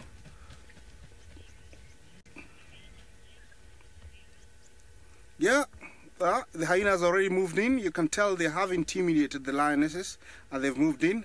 I don't think there's a reason to fight, but the lions will still try and dominate. So let's keep watching. This might get very interesting. The vultures have landed. If we get another 3 or 4 hyenas, they might chase away those lionesses. That lioness has decided to get a bit more, just in case he gets chased away. I think it's a very wise idea for her. But you can tell there's a hyena already going around there. Let's wait and see. Usually they go for the backside of the lionesses to try and intimidate and chase them away.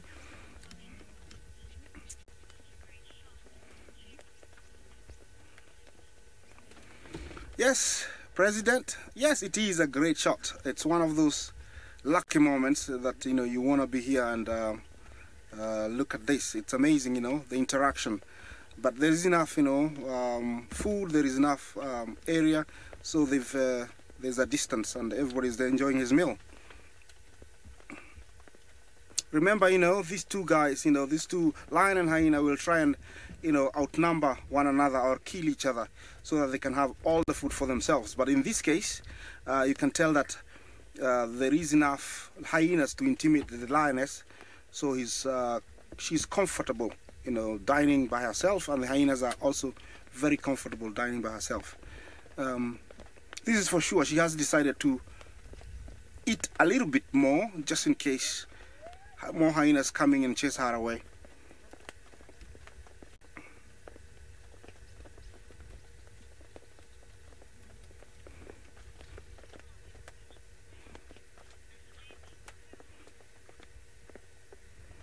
Yeah, well, as we watch these hyenas here, let's see what the hyenas in Sabisan are doing.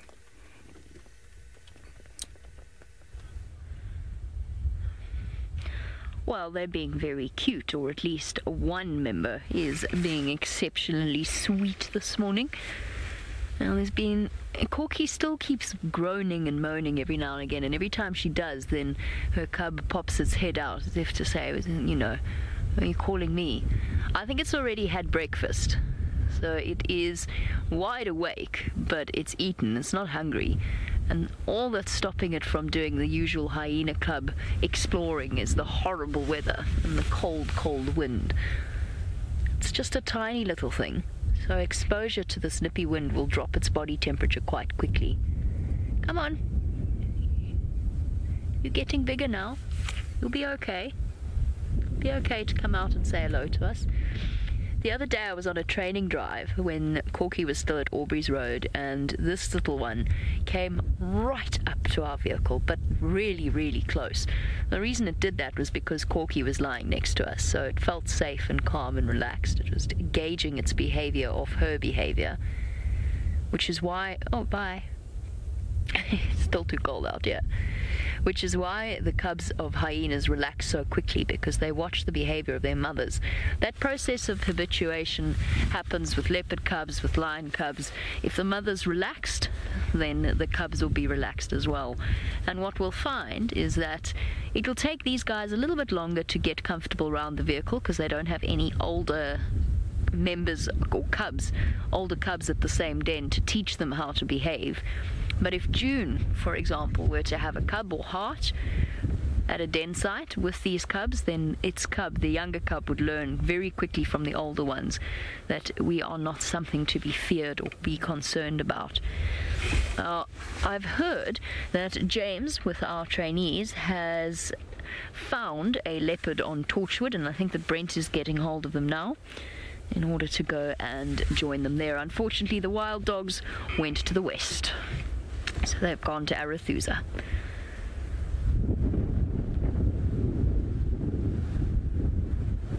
It's one of those days where it gets colder instead of warmer. Dr. Rob, good morning to you. Dr. Rob wants to know if all species of hyenas vocalize in the same way that the spotted hyenas do. Not to the same extent. Spotted hyenas have an incredibly wide range of vocalizations, and they are capable of producing, I think it's over 60 different types of calls, whether it is a different type of whoop, whether it is a territorial whoop or a defensive whoop or whatever it may be. Now, brown hyenas do make a sound. It's very different to that of spotted hyenas, and usually they only do it in places where they feel absolutely safe to do so.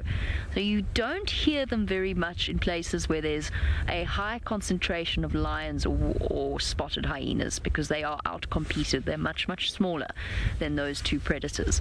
I was fortunate enough to work in an area where brown hyenas were the dominant, the apex predator of the region. There were only brown hyenas and leopards, and they vocalized a lot at night, and it sounded, whenever we went out at night and you heard brown hyenas, it sounded a little bit like people having a party in the distance.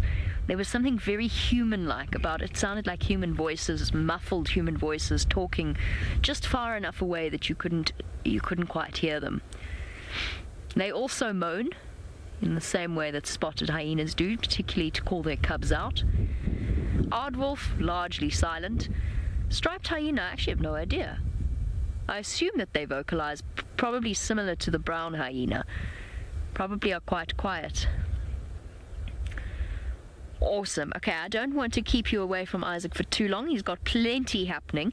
And of course, that giraffe, or those two giraffe, are going to attract a variety of apex predators.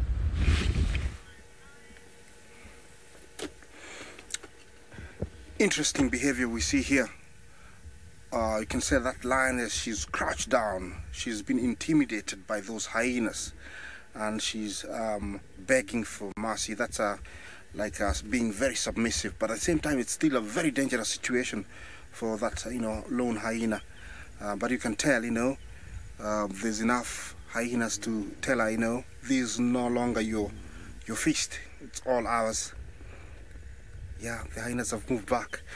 Behind me there's more hyenas coming, so this is getting more interesting. Just right here, look at that. So there's more hyenas coming.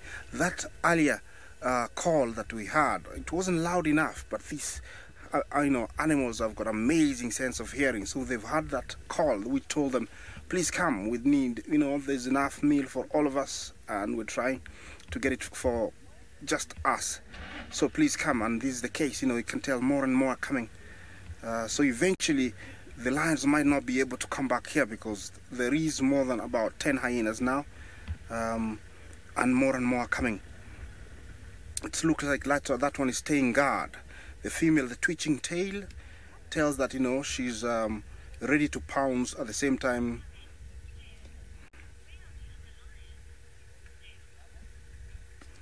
I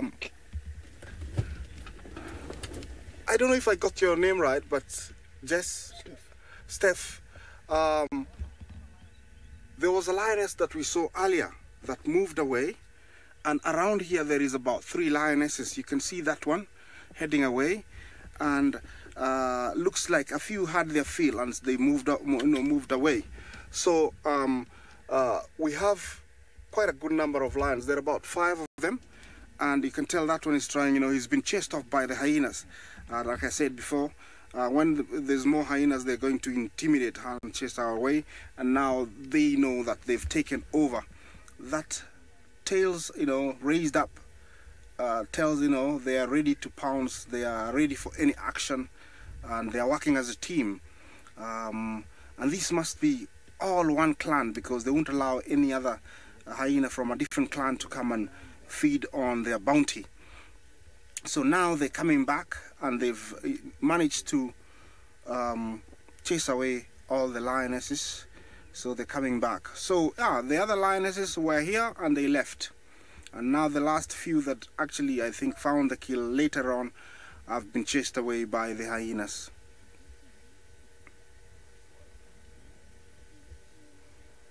But still, you can tell the hyenas, they are not 100% comfortable.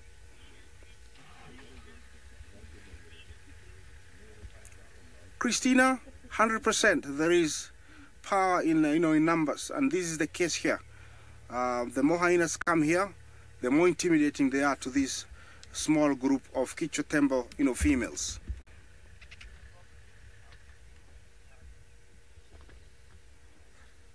You can tell, the vultures are getting excited also.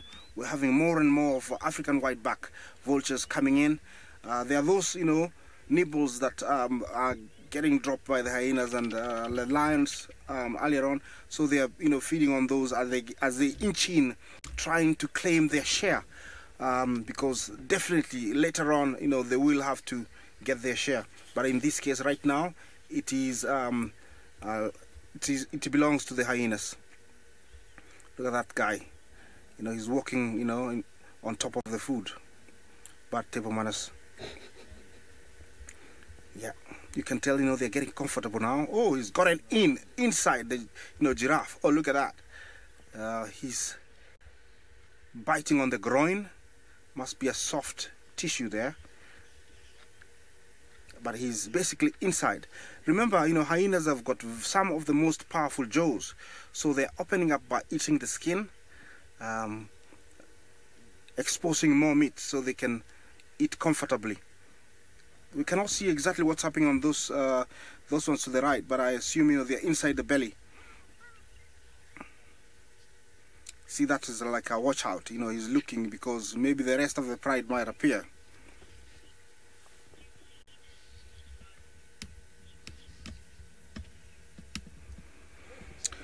Beg your pardon, Nico. Maybe you should come back with that question. I didn't understand it.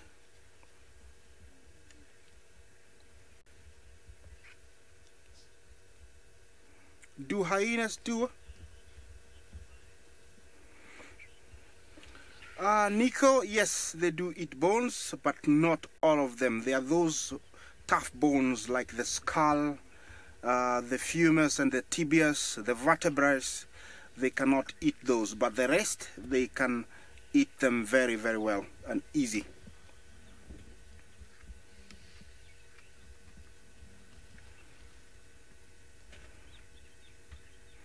A very excited clan,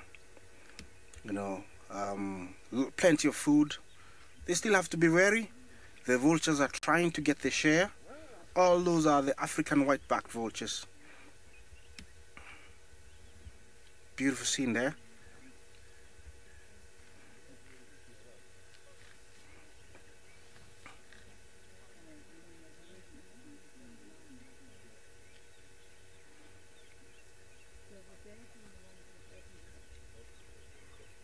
The jackal is inching in. He has to be very careful because he's still not very welcome. The hyenas will still try and get him, but he's determined to get something.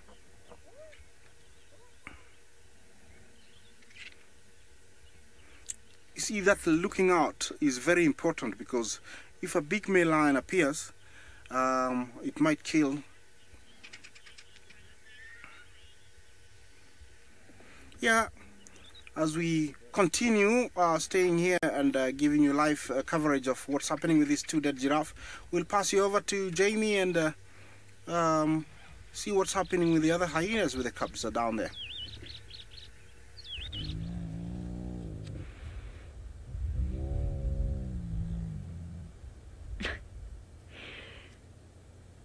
Corky's being a very unfair mom this morning.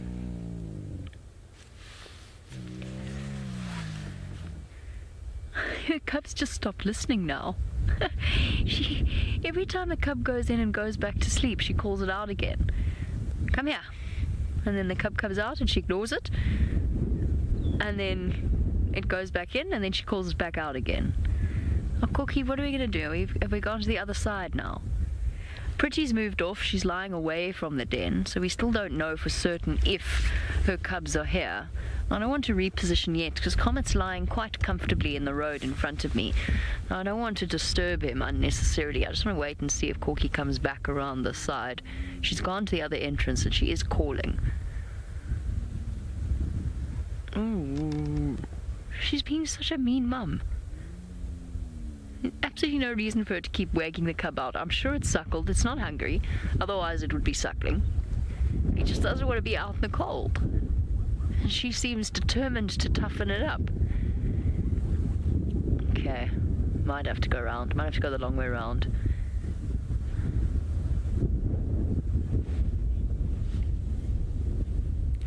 Lexa, good morning to you. You want to know if a predator would risk going into the den while Corky was away? There's actually very few predators that go for hyena cubs in the den, even if the mother's not there. And it's not an intimidation thing, it's the fact that in that den, although the entrances are large, they're very, very small tunnels that only the cubs can get into. So when they're small and at their most vulnerable, because remember, as they get older, don't you worry, Comet, I'll go round. Don't you stress.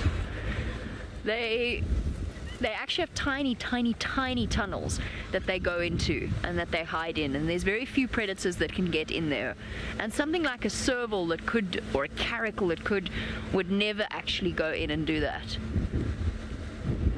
Corky, he just wants to sleep.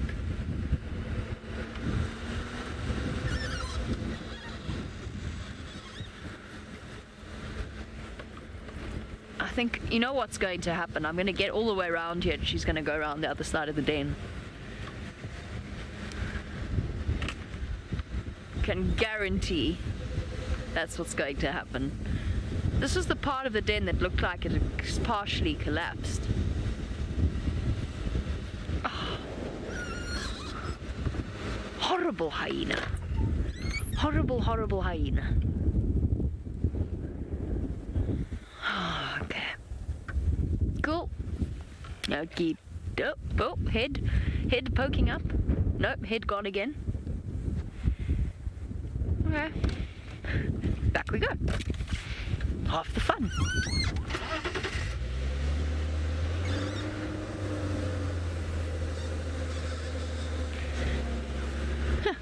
Yeah, warm myself up a little, do some driving. I'm not moving from this den. I'm quite happy here. I don't have to drive into the blowing wind. Brent's going to the leopard. I'm not going anywhere. I like spending time with hyenas. As long as they don't all move off, of course.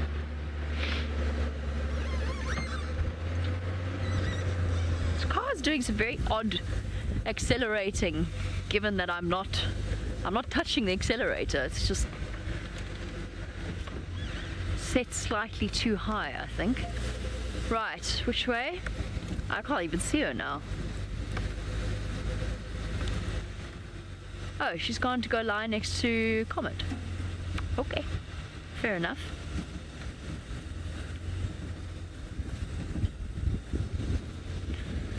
In that case, I will pop my nose in here. Cleaner, you want to know if Corky has successfully raised a cub before? Well, we know that she had D1 and D2. December 1 and December 2. Terrible names, I apologize. My mistake.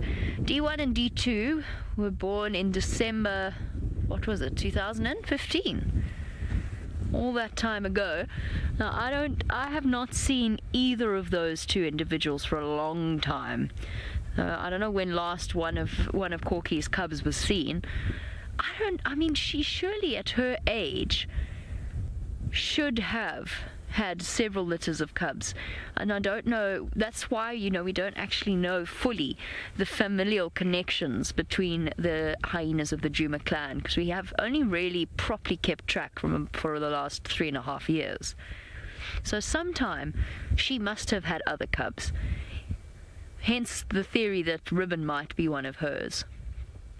So she will have had cubs before, I just don't know where they are or which individuals they are, or if they've been raised to adulthood. They could all have been males and they're dispersed.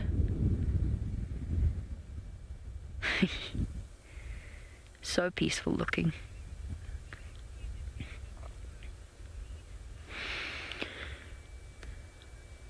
Well, the Djuma clan are feeling quite sleepy this morning and thoroughly inactive. The same cannot be said for the hyenas in the Mara, who desperately have to defend their absolutely enormous meal that they just happened to find.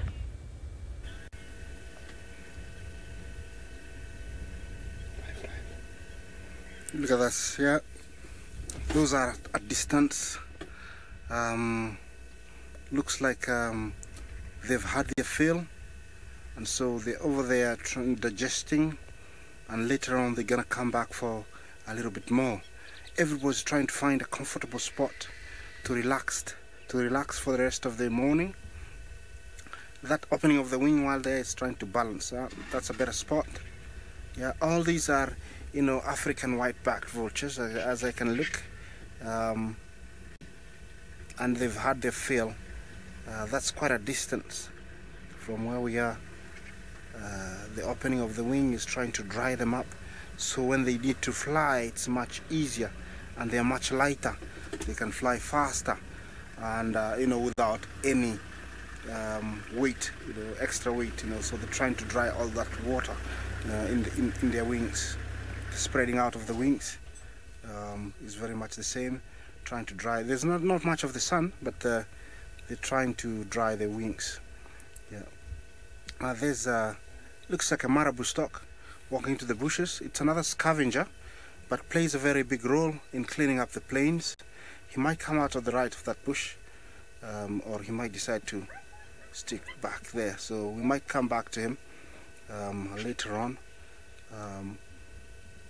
Everybody seems to be coming here because there's lots of action happening here. Remember, this is the giraffe we saw, and I think, you know, they died from exhaustion, you know, during fighting. Those two guys have decided to roost on the leg of the giraffe. The one to the right, very striped, you know. Look at those stripes. Quite a beautiful specimen. He's another, you know, African white-backed vulture. He's inching in towards where it's opened up, so he might get a share. That looks like a wound, and he's trying, you know, might widen it. Everybody's here trying to get the fill. The hyenas are still very wary because the rest of the Kichu pride might appear. So, you know, they have to be very, very wary of what's of the surroundings and what's happening.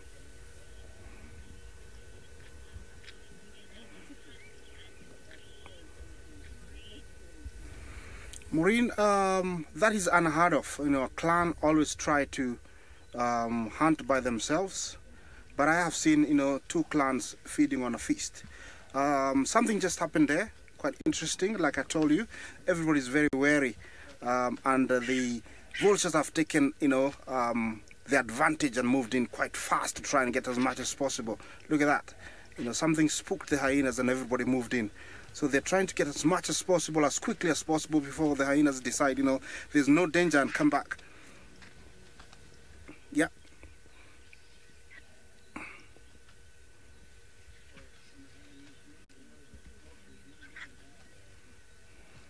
Yeah, the hyenas actually are realizing that, you know, there's no danger, so they might come back. Look at that. We have over 100 vultures here. African whiteback, Ruppel's griffon. These are the two common vultures. and the ones that play a very big role. Here, that's the marabou stock. 2 of them already. They just appeared out of the blue. And, you know, these guys, their beak is not adapted to ripping off meat. So they'll wait for falling pieces of meat and grab them and swallow them whole. So they'll always walk around the kill. It's very rare that, you know, you see them.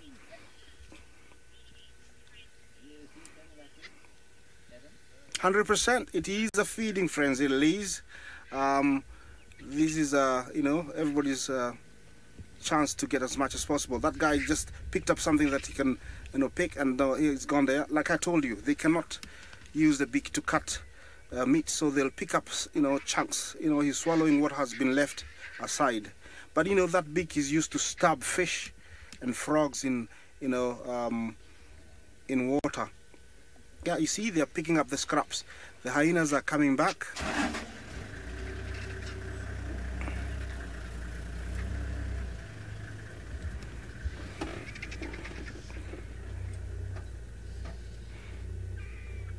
Yeah, look at the marabou stock. He's picked up bits of the intestines and he's gonna swallow it. This is what I was saying, you know, that beak is only adapted for, you know, stabbing, and they cannot rip off meat, so he's gonna swallow that whole. It's like eating spaghetti.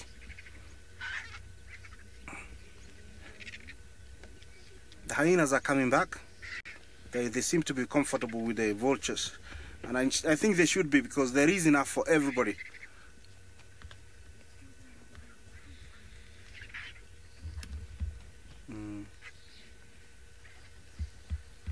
Remember, this is the most common hyena we find in Africa, the spotted hyena. A very important part of the plains or the Mara Triangle. Oh, look at that. He's trying to tell them, you know, these aren't mine, get out of here. You know, they play a very big role, because this meat will waste away without them. So, you know, they're coming here, they're making sure, you know, they're doing their job. So, you know, they're an important part of the ecosystem. Yeah, very alert, you know, looking around. He knows, you know, lions might appear from anywhere, anytime. Remember, those vultures landing, you know, other predators at a distance will know there is something, and so, you know, they will head towards here and find out what's happening. And that's why those hyenas know that, you know, something might, you know, another predator that's bigger than them might appear from anywhere. So they keep looking, you know, and being very, very careful that, you know, they don't get ambushed, because although they're, you know, they've been here already, and they're, you know, quite a good number of them, male lion would kill a hyena. Yeah. Well, you know, as we continue, you know, giving you this live broadcast, we'll, you know, take you, you know, somewhere else, you know, where Brent has found a leopard, and, you know, we'll come back to you in a moment.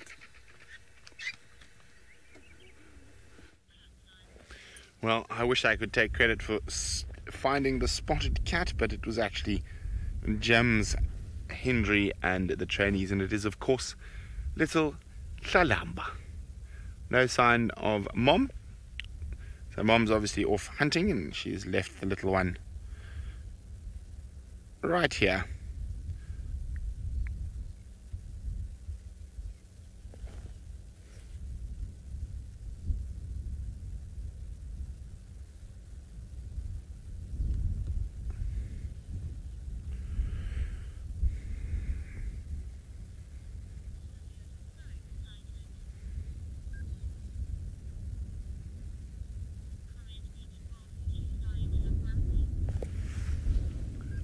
Painted Wolf says she's starting to look grumpy. I don't think so. I think she's just pensively waiting for Mother Darling to bring her back to some food.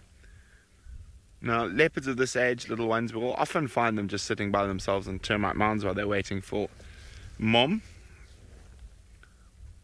She's growing up very quickly, aren't you, little one? Almost certainly she's made her own kills by now. Squirrels, scrub hares and the like.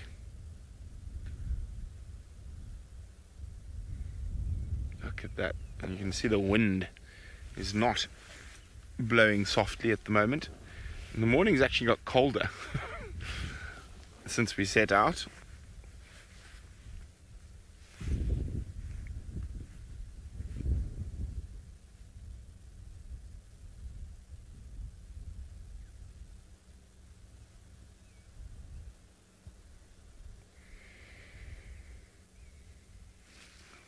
Hello. Hopefully she finds a squirrel or something to entertain her. Karen says we have the most beautiful cats at Djuma. We are very lucky with all our cats.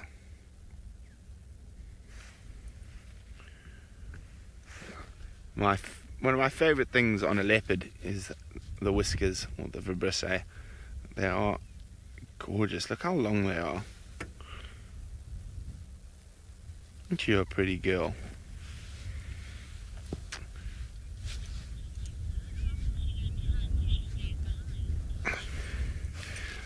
Lexa would like to know, how would she learn to hunt if she stays behind? Well, Lexa, one of the biggest fallacies in the African bush is that you need to teach a cat how to hunt. You don't. And that is all instinctive. We didn't need to teach you or me or Darby how to breathe.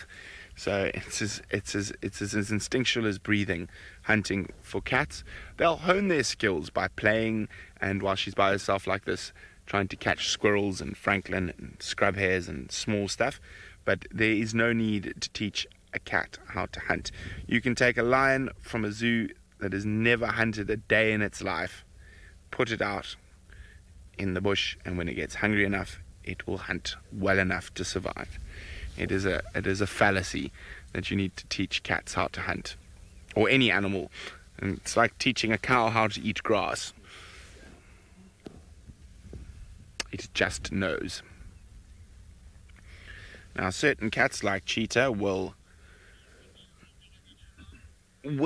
sometimes do a bit more sort of guidance and will let the little ones do a bit of killing. We saw Karula do that before as well with Hosana and Shongile, but it's unusual with leopards. Mike Safari, do I think she's going to be bigger than her mom? No, I probably think she'll be about the same size as her mom, to be honest. Maybe a little bit bigger, maybe a little bit smaller. Only time will tell.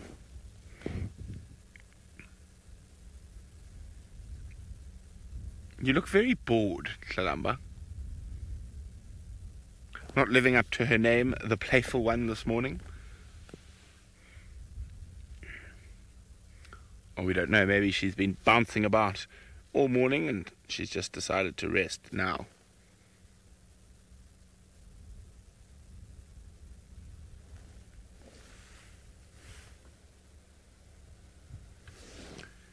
Absolutely gorgeous though.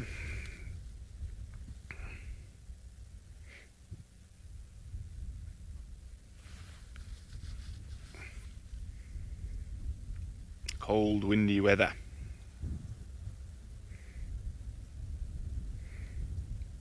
Now, before we came here, Davy and I were chasing wild dog tracks. Oh, she's tired, kitty. Unfortunately, the tracks crossed out of our traverse area before we could find the doggies. Now, of course, Tlalamba will be very happy that there are no dogs around here. Little Hasana nearly didn't make it. He nearly ended up in the jaws of a wild dog when he was quite small.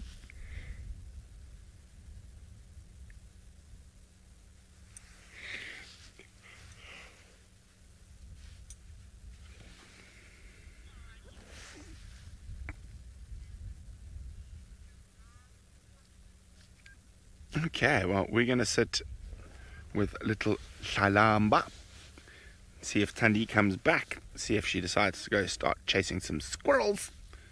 In the meantime, it sounds like Isaac is having the most amazing morning at the giraffe carcass.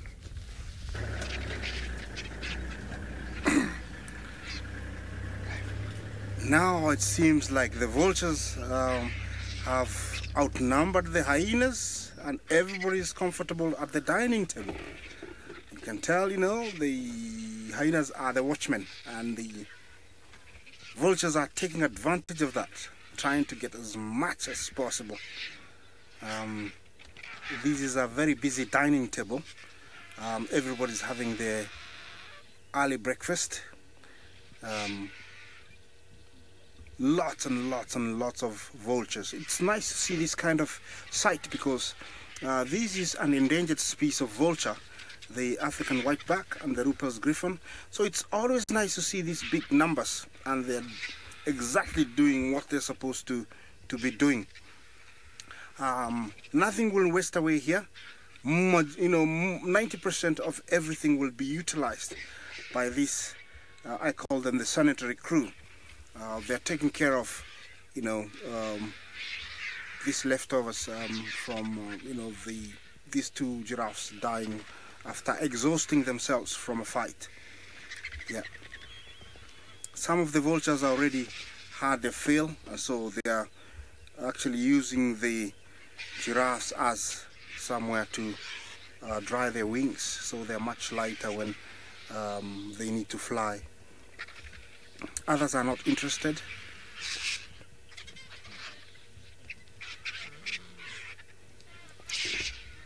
Yes, it is a grand picnic, as you say.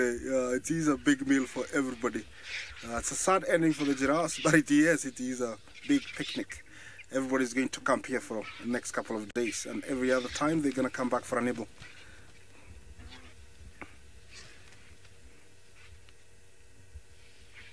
Very rarely spotted hyena.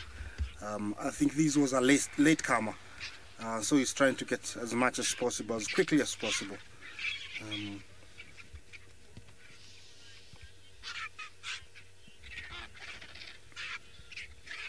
Okay, we have some sleeping hyenas that we're gonna pass you over, so you can see the difference between some very active hyenas and some sleeping hyenas. These are how active they can be, and you can show you some sleeping hyenas when the other side of active hyenas.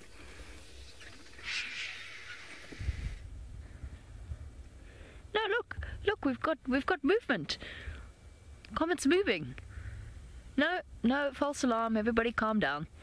He has gone back to sleep. Our sleepy hyenas are being very sleepy this morning. I think we'll probably depart shortly. I've just been hoping that we might see a little bit of activity between Corky and Pretty, or at least find out whether or not Pretty's cubs are here. I'm going to move back to the spot I was in. I repositioned slightly just to give another vehicle a better view of the hyenas, but they are not as excited as we are about sitting watching sleeping hyenas. They have left, so we can move back to where we were. Oh, there we go. Pretty's still here, but she's lying up where we can't see her, and the only way I could get a view of her is to disturb these two. So she is here. I'm hoping she might go and fetch the cubs. I just know that with weather like this, the little ones prefer to be indoors, and I can't really say that I blame them. I think what we might do, because I've just had a chat to Abel, and he says he found the buffalo herd that we were tracking earlier this morning when we started out looking for the lions. He says the buffalo herd's still on Juma around Aubrey's Road. I might just go and check, because I didn't check all the way to the west whether or not the lions looped back. Comet's sniffing as Pretty's got up and moved. He's heard her moving. Now she's wandering off. So I guess our hopes about finding out whether or not her cubs are here have been largely dashed, because she's leaving.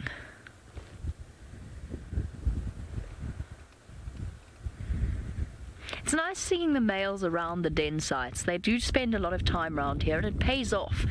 It is something quite similar to baboons. Now, male baboons often have preferred females that they make friends with, and they will look after, especially when they have just moved into a baboon troop.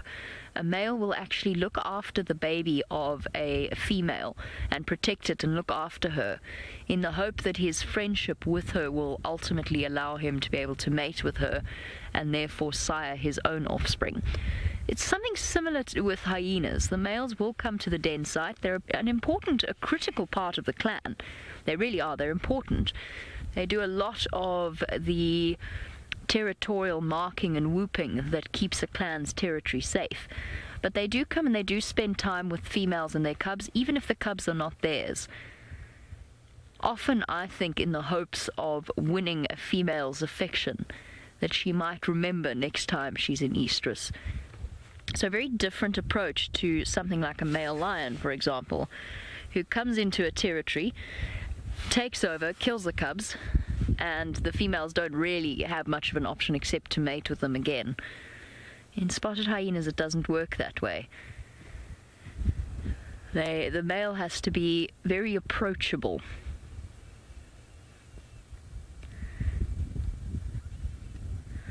Well, it's safe to say that although it's all go, go, go in the Mara, this morning in the Sabi Sand is a little bit sleepy.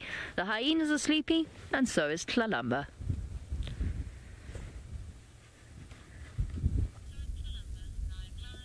Indeed, Tlalamba is still sleeping. You can just see that wonderful little tail of hers. Wonderful little tail flicking around. She's given us the bottom view. Now, of course, with... oh no, there we go, she's popped her head up again. She's just sort of moving her way around the termite mound, and we're not in the best signal area, so we can't move too much from where we are at the moment. We are on Torchwood presently.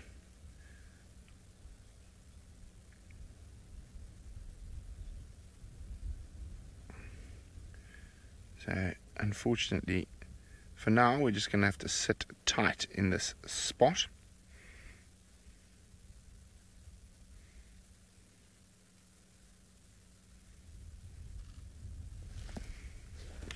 Isn't she gorgeous?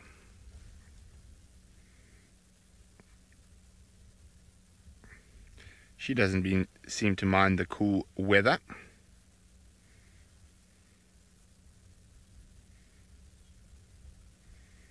Definitely better than being hot for a big cat.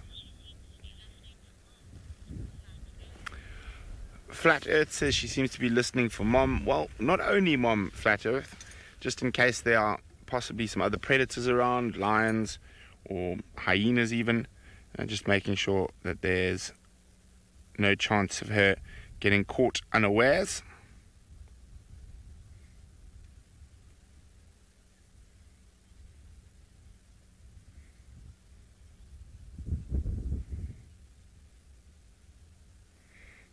Being a clever girl. As I was saying, it's not unusual to find little leopards all on their own. My mom is off trying to secure some breakfast. She could have even been gone for a day or two.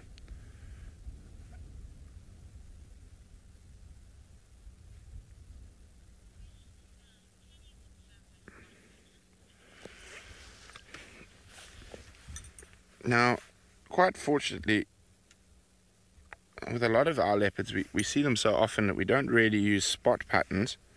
But Azan would like me to confirm her spot pattern. It looks like a 4-5. That's the 5. You can see it quite clearly. And that's a 5-5. 5-5. There we go. That was easy enough. So her spot pattern is a 5-5. She was being very, very nice there.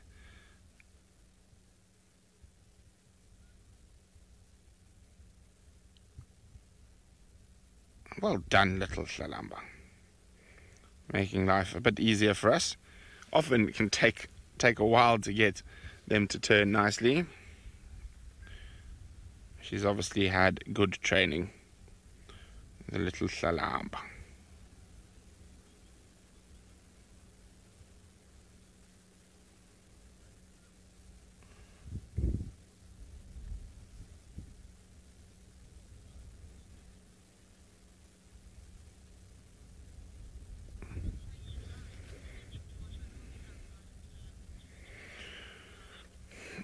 Lauren is wondering, do I think Torchwood will become part of Tlalamba's territory? It's very difficult to tell just yet, but there is a strong possibility.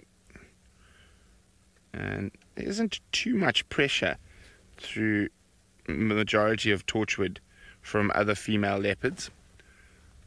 So And there's Kuchava to the south of us, and Kanyeni to the east, and then some unrelaxed females in the north. So unlike Djuma, where you've got a bit more competition, especially with Shidulu possibly moving further to the east and north, and those unknown females just north of Djuma in Buffelshoek. At the moment there's a couple of gaps. We've had quite a few leopards disappearing over the last while, if you think about it. Karula, Shadow, and we go back a bit further, well, Salahesh, even back a bit further, Kuchava. So there are a few gaps at the moment. So hopefully she does stay in areas where we can see her. But you never know. I mean, if we look at Tsakani ended up all the way to the southeast near Crocodile Bridge, which is a huge distance from where she was born.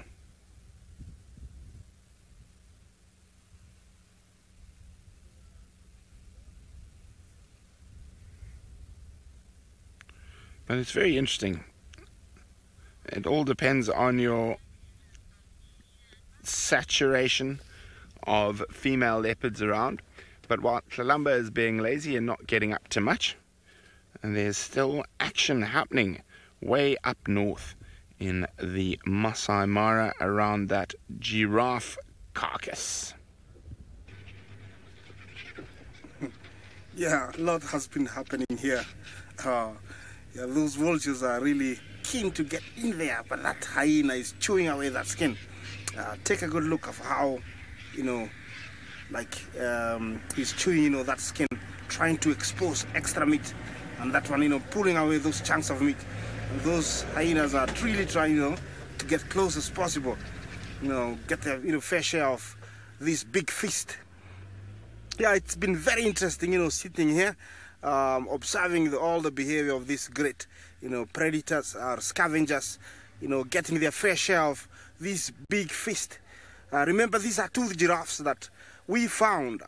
Nobody exactly knows what happened, but my guess is they exhausted themselves from fighting, because the way they died looks like, they had been in a fight. This is a very interesting dining table, because there's no rules. You eat where you are, and you try and get as much as possible, and if you can actually try and chase away your fellow diner, you are allowed to do that. So it's a big feast for everybody, but everybody trying to get as much as possible for himself. Look at that, looks like a very tasty piece.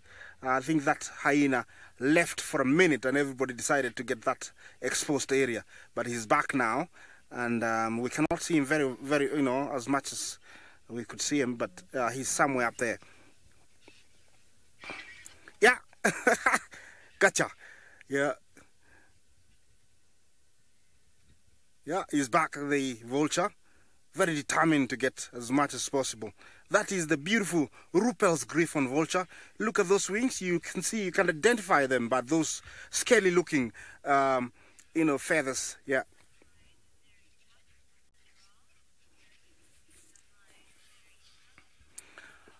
Liz, giraffe hide is very tough. Is almost a centimeter, thick. So it's very, very thick. It's only hyena jaws and lion jaws that can actually, chew or digest it.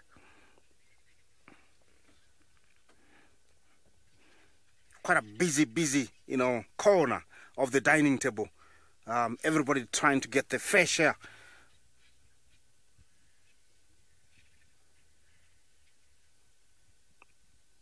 Others are wondering, where should I start? To the right, a bit confused. those few there.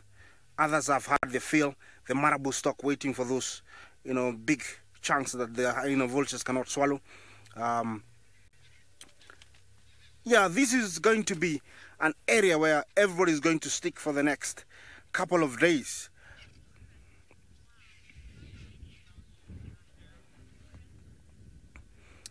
Chris, yes, it is a lot of vultures. Estimating the ones you see here are just a handful. There's more in the trees surrounding us. We will be able to show you, in a moment, the others in the trees, scattered along the area here. There is some further down. There is others to my right in some trees. So, they're scattered, but these are the most on the ground, as around these two kills. Those are the first diners. I think they had the fill. You can tell the crop. Because if you could zoom into this one, with the wings opened up, you can see the crop left a little bit. Yeah, and yeah, this one here, you can tell. Look at how full he is. He's so full, he can hardly fly. And I'm sure he's hoping that a hyena or a lion doesn't appear and chase them away, because he's going to have a difficulty taking off. Yeah, he's drying his wings, so when it comes to flying, he's much lighter. These are the first diners, I would say. They were here maybe an hour or so, and they've had their fill, and now they are digesting it. I'm hoping to get a little bit more before they can fly and roost in the adjacent trees close to these two kills. Yeah, this is all happening live. This Safari Live, and we're giving you live coverage of these two animals that we found here, and they've become a meal or a feast to lions. Earlier on we had lions feeding here, then the hyenas moved in. We've seen jackal. Oh, there comes another hyena, and now there's vultures. There's another hyena. I think these are latecomers. They just realized that, oh, there is a big feast, and so they've moved in to have their fair share of this great feast. Yeah, it's all happening now. Yeah, trying to dominate the kill once more. These are two latecomers. Yeah, let's give you an update from Sabisand, and we'll see you in a bit.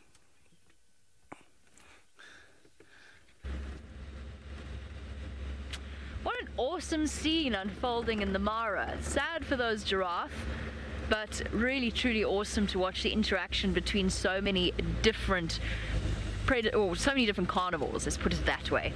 We've left our hyena den, sleepy hyenas, and now we're going to go and see if we can find that buffalo herd and whether or not there are some lions on their tails.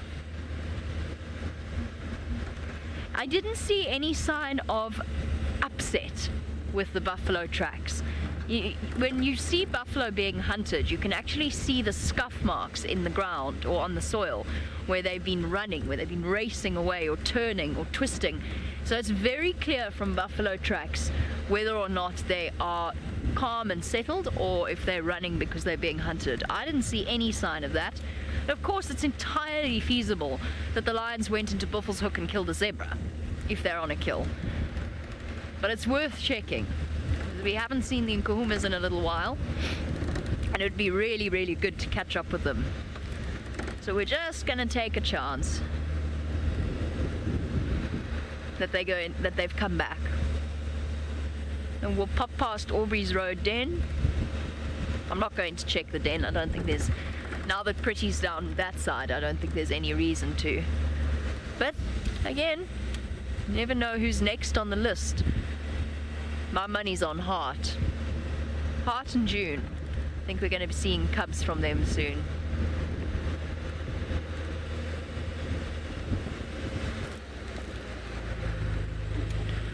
Oh, quiet.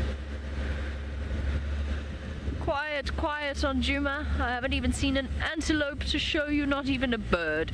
At least Brenty has got a spotted little salamba to keep us company.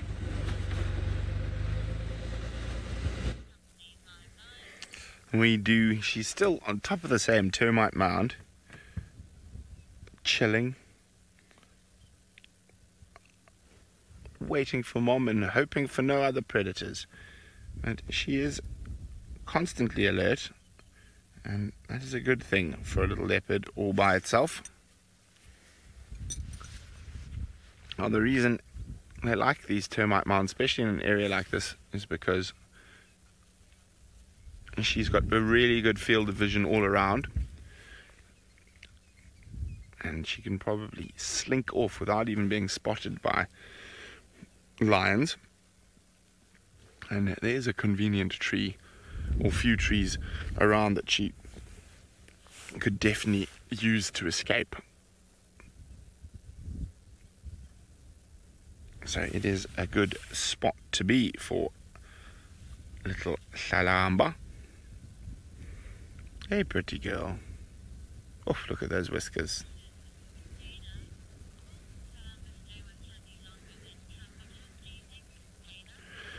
Dana is wondering, will Tandi stay, or will Shalamba stay with Tandi longer than Tamba did?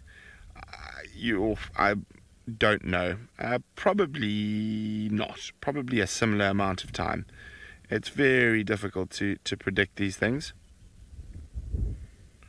We hope, but we can't be certain.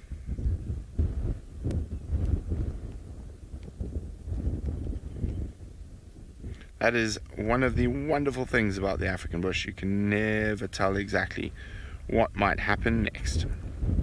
And every year and every litter is different. And Columba looks to be enjoying this weather about as much as I am, which is very little. It's definitely just got progressively and progressively colder as the morning has gone on, and the wind has got stronger.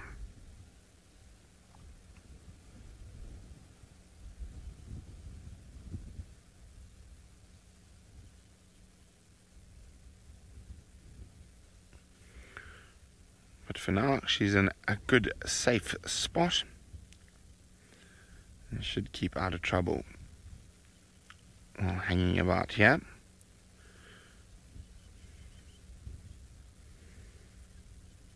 Oh, she's a very pretty girl.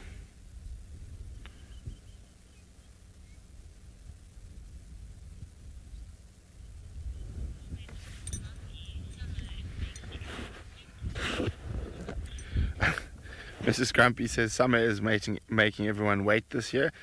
That is true. Yesterday was a proper summer's day. It was nice and hot. I mean, I even thought about getting into the swimming pool very briefly.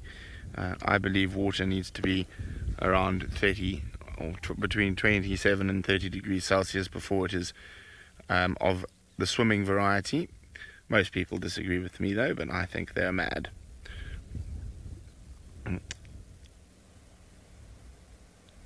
I am a big fan of warm water, actually probably hot water is a better description.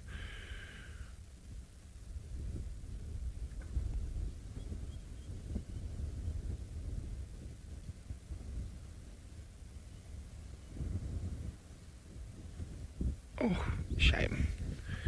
Tired kitty. And you can see the hair in her ears being blown by the wind.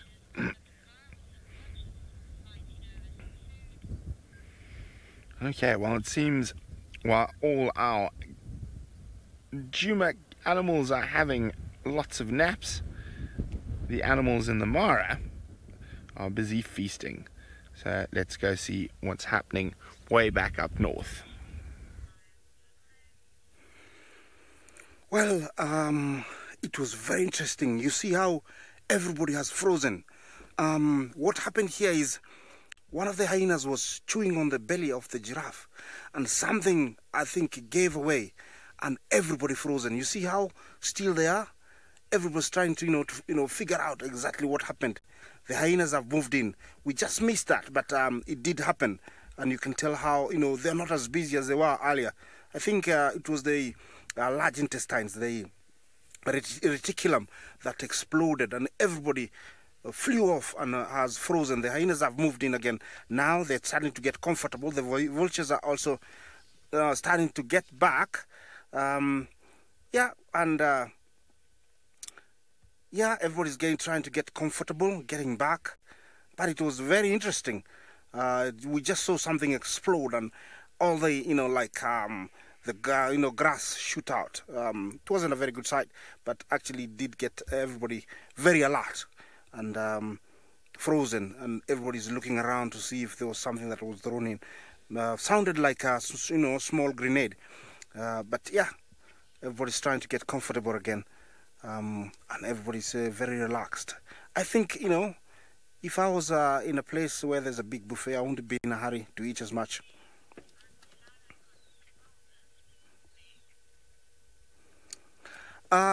Nick, from where we are, we cannot smell it.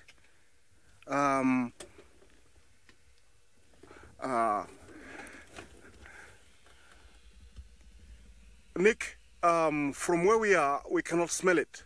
But I'm sure if you're downwind or the wind changed toward us, then it would be very, very smelly. That's how I would put it. It would be very smelly. Urine won't be here. But at the moment, it's very pleasant. We are upwind, so it's, not as smelly from where we are.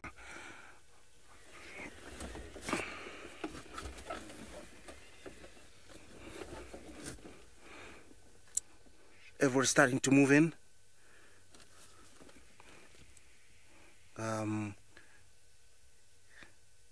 You can tell, this would give you an answer why the vultures lack feathers on their necks. Poking that head.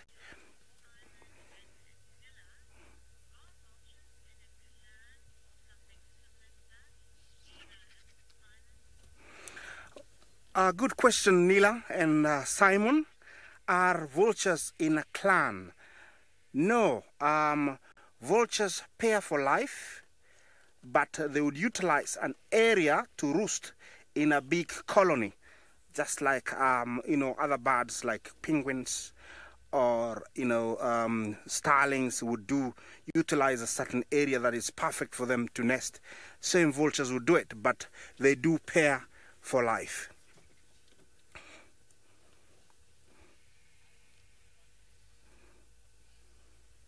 That marabou there has gotten a little bit of a bounty. Like I was mentioning earlier, they cannot use the beak to rip off chunks of meat, so they'll wait until they get, he's swallowing it. They swallow it whole.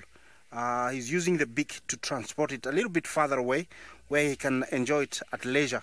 You can tell, I think it's extra large. So he's going to try and actually shake it a little bit, rip off, make it much, much smaller, and so he can swallow it. Yeah. I think he's a happy diner, that one. He's got a... Oh! His fellow friend is trying to get it away from him. But he's taking it again. Yeah, it's all happening here. Sad ending for the giraffes. But, in nature, it's a circle of life.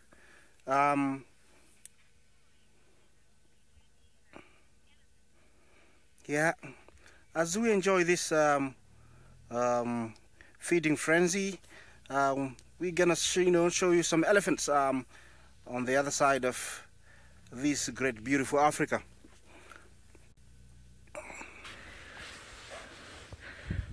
Well, we've managed to at least find something in the form of 2 male elephants enjoying a morning snack. I found where the buffalo have moved into. They haven't popped out of the block yet. The block is what we term the space between 2 roads. So the buffalo are somewhere to the east of me. They should pop out shortly. But as we were looping around to see if they were here, we bumped into some ellies. This is the best view that I can provide for now. They've obviously found a plant that is really quite, I don't know if I would call it delicious at this time of year, but certainly quite nutrient rich, because judging by the destruction at their feet, that's the wrong word, but the evidence of their feeding, they've been here for quite a while, snacking on what I assume was a raisin bush. Difficult to know for certain. And at the moment what they're doing is creating this almost conveyor belt-like movement where they put one side of the branch into their mouths and then it comes out the other side completely stripped of bark. In this case I think he's going to eat that whole thing though. Ah, thank you, boy. Now it's much easier to see you. Yeah, there you can see he's stripped it completely.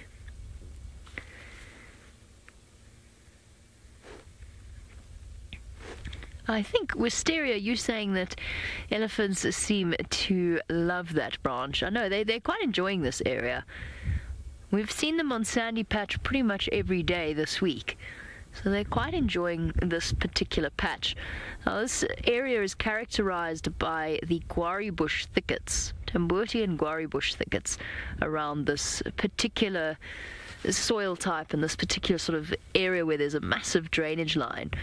So the green leaves that you're seeing belong to guarri bushes. There we go. And they always look terribly appetizing, but in fact are not very nutritious and not very nice for the animals to eat. And it's only because there's so little food around that they're actually spending as much time as they are feeding off the guarri bushes themselves. Even the elephants are hiding. You just see him reaching with his trunk, picking up branches. Come on, lions.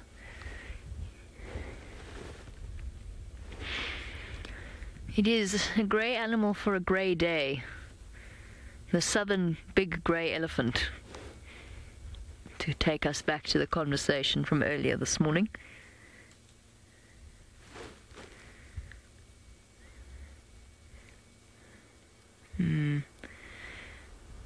Very moody weather. Elephants don't particularly like wind either. There's a reason why a lot of people in the world don't enjoy wind. There are people who like it, but a lot of people do not. They find it unsettles them. I'm one of those people. I find that when it's a windy day, my mood tends to be slightly unsettled and not anxious, just I don't like wind, and there's a reason behind it. It's very much a throwback to when we needed to use our ears more than we do now.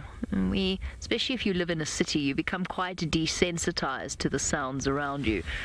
But out here, the animals are constantly listening, constantly using their sense of smell and their hearing to determine what is going on around them.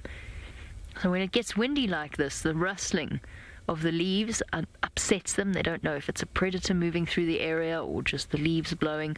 They can't hear as well as they normally do. They can't smell as well as they normally do.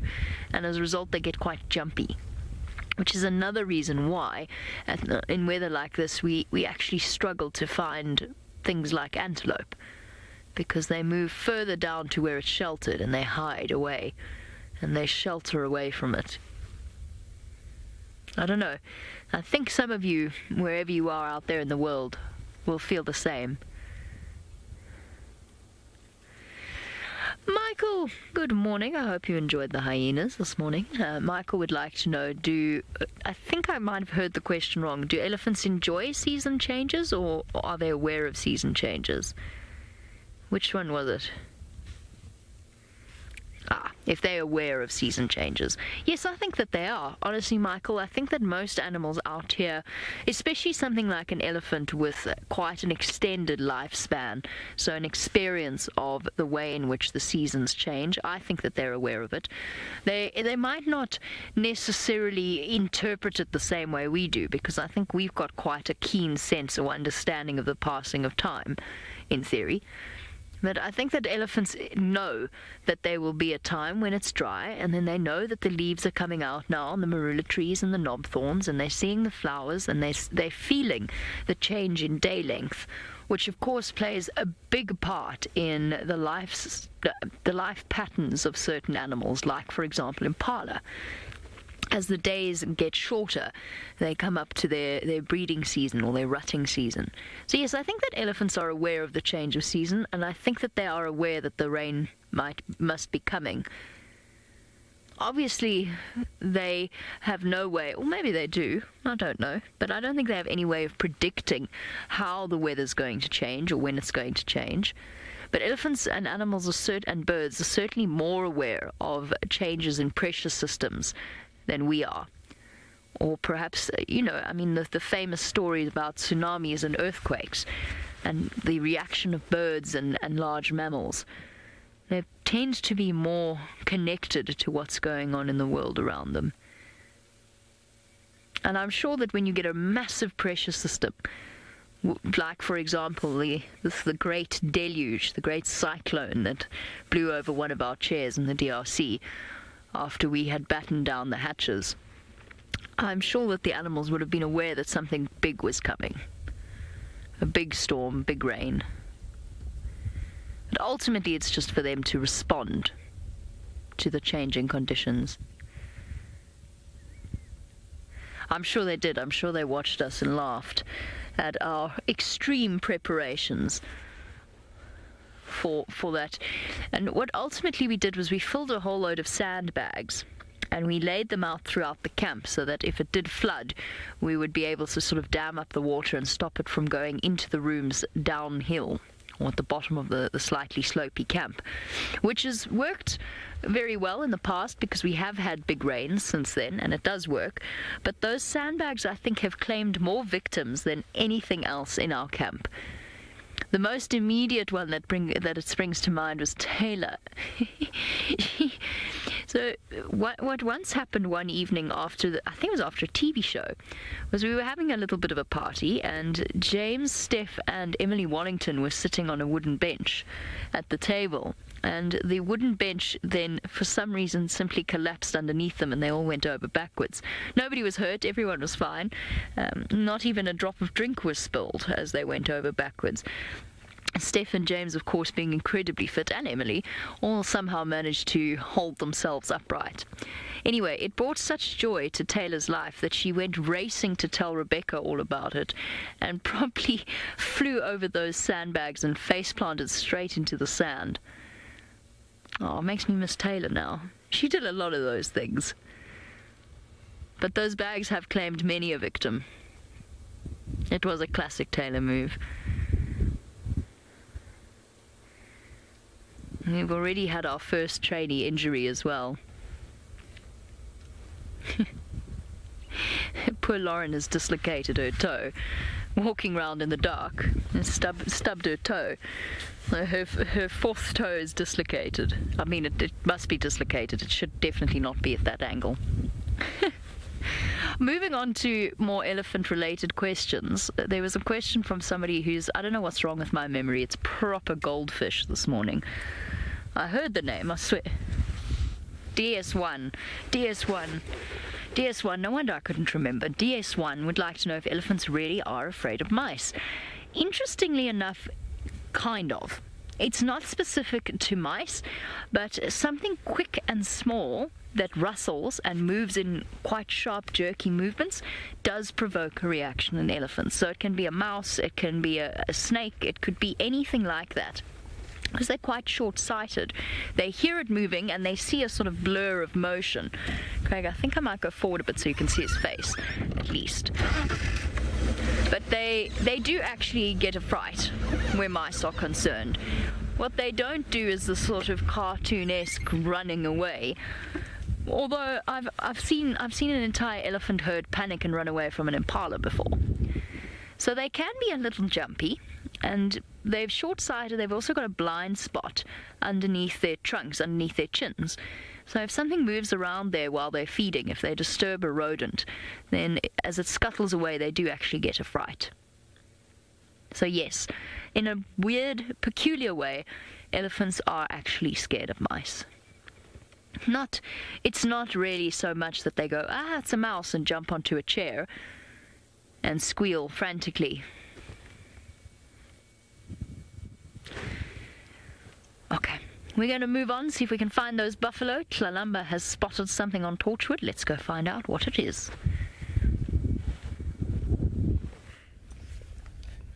It looks like she might... Oh, Tandy. Hello, Tandy. Mom's back. Thought she looked like she was looking at something, but here comes Tandy. Maybe she's caught something and is going to lead her back towards the kill. Definitely.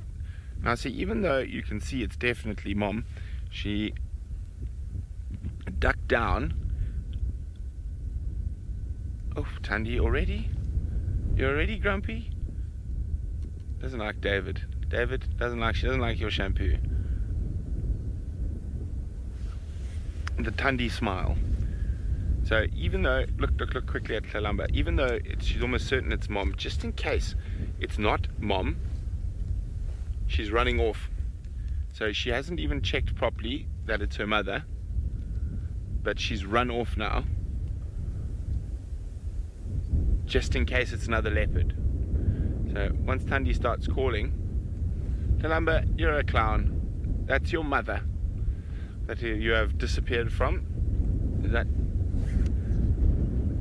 She stopped just behind a tree. Let me just move forward for you, Dave.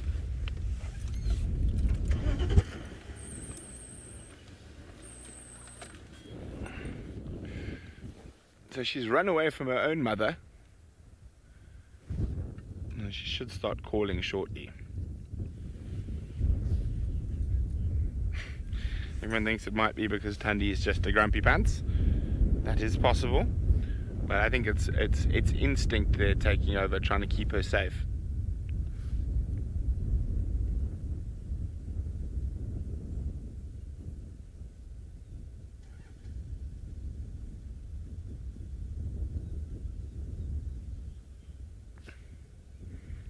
And she should start going row, row, shortly.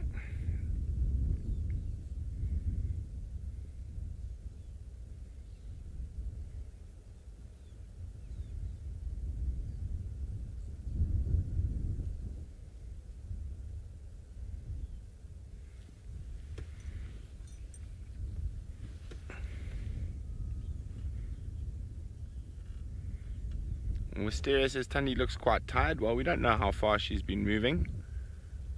Just trying to see if I can see any blood. Yeah, now she's chuffing. Oof, Tandy. I think Tandy just permanently walks around snarling. And she looks like she's a bit more full than Kalamba. So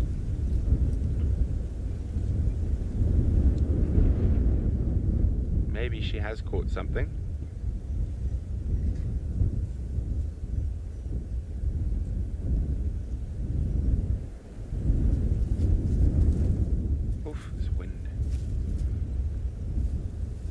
Sniffing where Kalamba has been. Lauren says I would run like that if my mom came back snarling.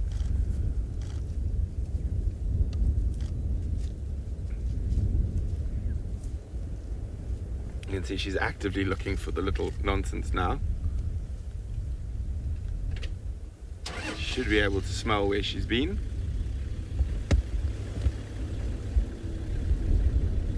We're going to go up the termite mound.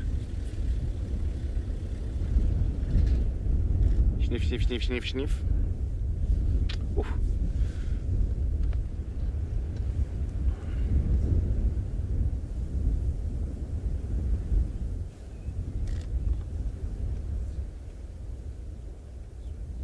No, she didn't go that way. She went the other way.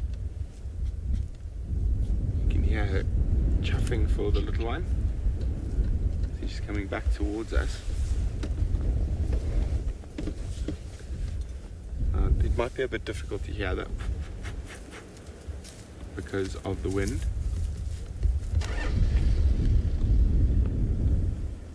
Oh, there we go.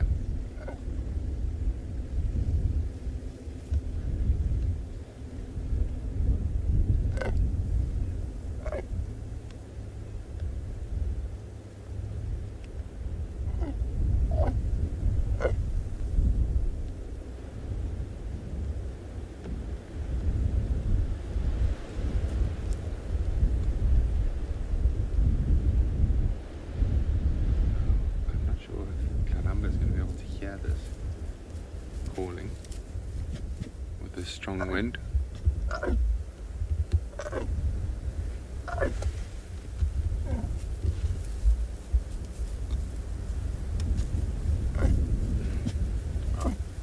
She was obviously left here by Thandi, and you probably find because of her sauna and the amount of time that she has to spend close to or around her sauna is why she reacted like that, dashed off. That's what I said about her being up on a nice termite mound. She can see things coming from far away.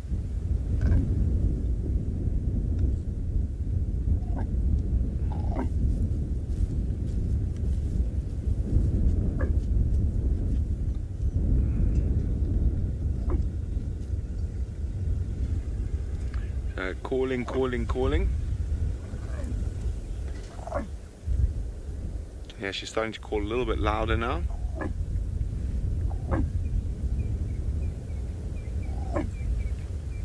Hopefully it should bring the little one bounding in.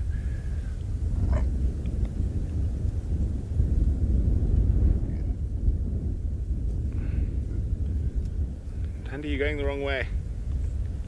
She went the other way, Thandi.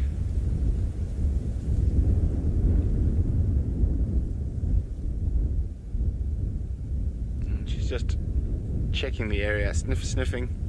She knows Kalamba is around here somewhere.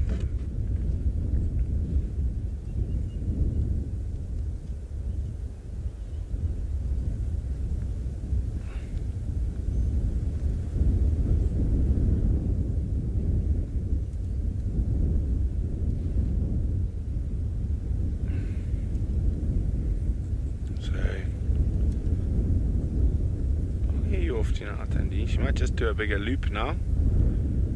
Probably left Kalamba closer to the little drainage line.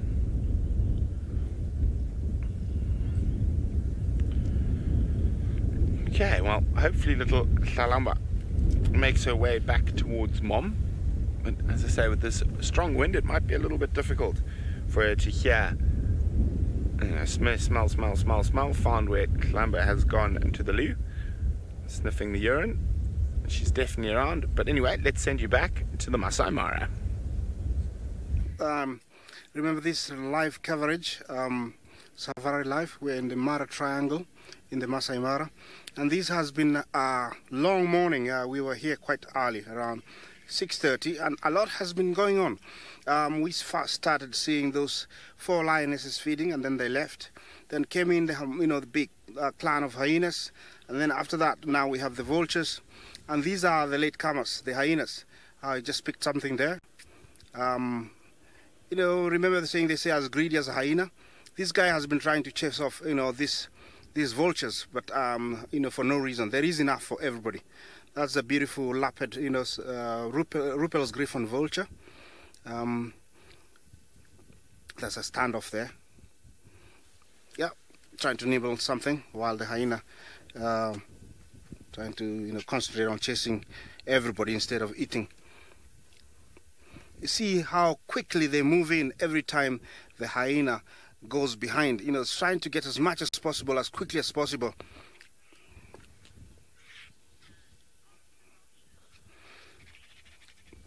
Craig, a great question. What is the wingspan of a vulture?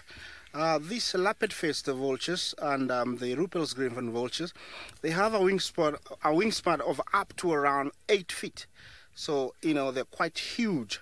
The smallest one, this smaller one we're looking at right now, African whiteback, they have around 6 feet. So they have quite a huge wingspan.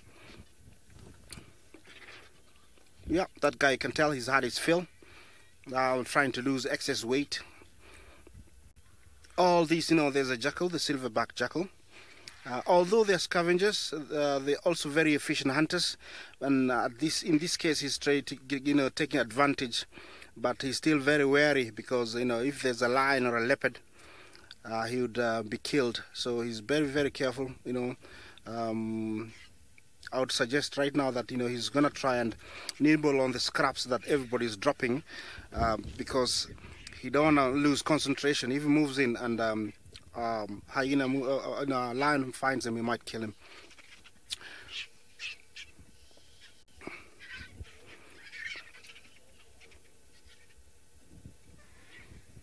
There is more than around 100 vultures here.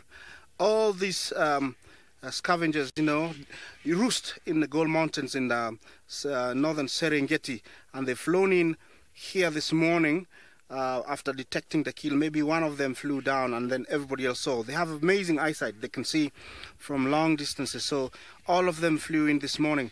If you see to the right a little bit, I saw the smallest vulture over there in between there. If you zoom in, we can see that. That is the hooded vulture. To the right a little bit, there we are, a little bit right, more, he's somewhere there. That is one of our smallest vultures, and traditionally if you were to see him, you are assured that there is a kill. He's somewhere there. We're gonna see him. I don't know if he's far to the right. Maybe left a little bit. He's somewhere there. We're gonna point it out for you, but he's definitely there. Traditionally, if I would see him when I was looking after my father's cattle, I would know that there is a kill there and would avoid that area because it's the smallest scavenger. He's somewhere there. We're gonna point it out to you in a moment. It's a vulture that you haven't seen this morning. All these guys are the ones that have been feeding from very early this morning. They've had their fill. They're hoping that, you know, their digestive system can work much faster, so they can get a little bit more of a nibble. Yeah.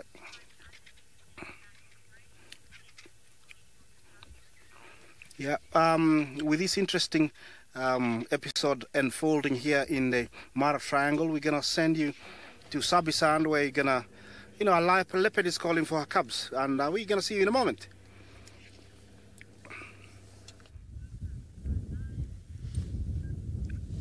There we go. Shalamba has snuck back in a little bit to the left, Darby. There we go. Hi, Mom. Boom. Isn't that wonderful? So she actually came in from quite far away. She did a bit loop around before coming back to join Mom. Now it's going to be interesting to see whether Mom has made a kill and she's going to lead Shalamba back to the kill, or she's just popping in for a check-in. Here we go. Isn't this wonderful? Lots of playing behavior.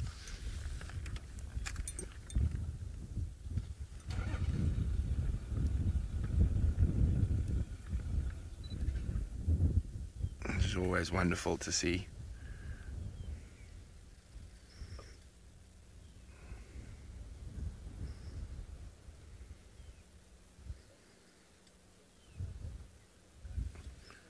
What a wonderful way to end towards the end of this morning's safari.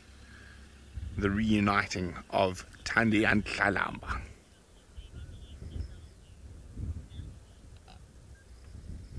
Natalie is wondering, do the cubs have baby teeth that they will lose? Yes, they do, Natalie. Shalamba would have already lost hers by now, though. About 5.5, 6 months they lose their baby teeth. Off they go. It's time for lots of games. Now, she might have made a kill, and that's what I think she might be taking Shalamba back to it. But we'll try to stick with them.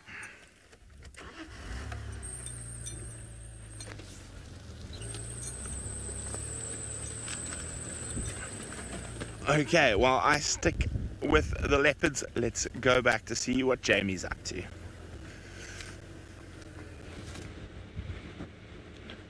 Okay, so let's hope, fingers crossed, that the leopards move Brent into a slightly more stable signal area.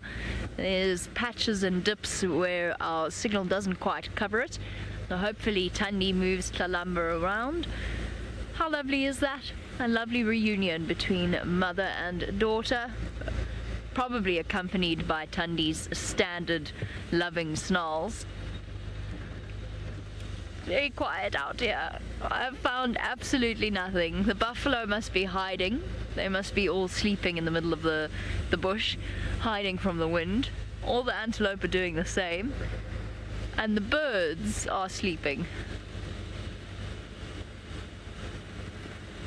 Maureen, we will be celebrating Halloween today. I mean, I have not given 1 ounce of thought to my costume, and I have very little stuff here to actually make a costume out of. But yes, we will be having a little costume party tonight. I am looking forward to seeing some of some of my colleagues' inventiveness. A lot of people here are far more creative than I. It's the nice thing about working in this particular industry is we get to work with creatives, a whole lot of different personality types. Oh, the engine's so nice and warm. I just want to curl up over it. I don't know, we're going to have a party. I know that one of our trainees is going into town. I might do an old standard fallback of a Dalmatian because it's just so easy to do. You just get white face paint and black face paint and you're done. And some ears. Easy. Ah, Emma says that's an interesting fallback because she usually goes for a cat. Batman, of course. Batman, are you going to dress up? Yeah, Batman's going to go as himself, which is fair enough because he is Batman. I might go as myself too. I might go as myself.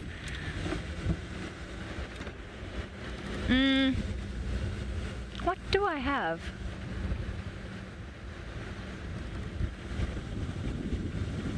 Ah, there we go. Emma's given me an idea. I can take my naming idea from this morning of ridiculous animal names and just put it on a signboard over my head. That sounds a lot easier than anything else I was thinking of. I might just go as a tree. Put some branches in my hair. A twig. A twig. I'll go as a twig. I've been called one enough. Might as well just run with it. When I was younger, my mother had a problem with me. A problem with me playing hockey because she always thought they'd mistake my legs for hockey sticks and I'd end up with a broken shin bone.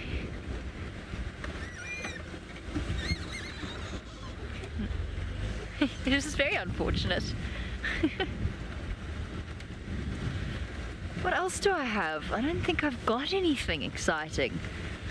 The problem with the Halloween now is the temperature's dropped. So there will be no skimpy outfits. There will be only jackets and warm things. Everyone has to take that into account. And it's going to be raining. Maybe I'll come as a raindrop. Maybe I'll just wear my poncho. Actually, that's what I might do. Meg says I should go as a ballerina. Well, I do actually have hand-knitted leg warmers. Talking about my mum, bless her. She knitted me handmade leg warmers made out of bush colours. So they're green. They're sort of a combo green colour, which is one of the greatest gifts I've ever been given. And I don't think I have them here, which is very sad. I have ballet shoes though, with me. I suppose I could just grab some. Yeah, my leg warmers are at the house. I was not expecting this cold snap.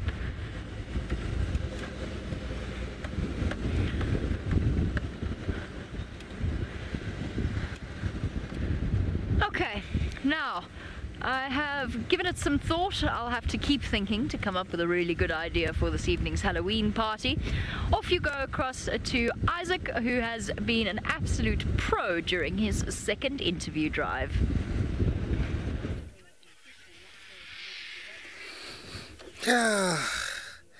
Yeah, this is a parting shot for us. This has been great having you here. I've been asked, what we're going to be dressing for Halloween. I think it's going to be interesting. I don't know what Manu you're going to be dressed as, but I think I'm going to be dressed as a predator. Maybe, yeah, Batty Fox for you. I think I'm going to be a lion. I'm going to remain my favorite animal, lion. So it's been great hosting you on behalf of myself, Manu, my cameraman. This has been great, showing you this great sighting. It's one of the most rarest things. Yeah. And yeah, we're going to send you down to Sabi Sands and to finish it off. Thank you for joining us. Hi! I was really hoping I could find you something to finish off the safari. Some animal, some bird, something. But I am now at the point of it is 90 seconds to go and I don't see anything. There's absolutely nothing. think I can hear a mongoose, but I'm sure they're hiding away. I don't even have a view anymore of the cold, gloomy sky to show you. I was hoping just for last minute leopard, Osana might just pop out on the open area of quarantine. He hasn't, which means that we're probably going to do a rolling end to this safari. In other words, I'm going to drive instead of stopping to show you something. There's still 60 seconds. Could still find something. Nope.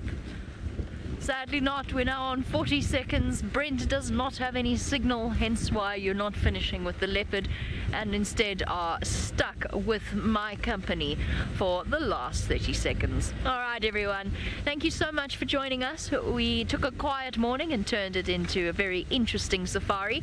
Hopefully Tundi leads Kalamba back to a kill and we can join them again this afternoon on the sunset safari. The lions might be back, you just never know. Thank you for joining us everyone. I hope you have a wonderful day. We'll see you very, very soon.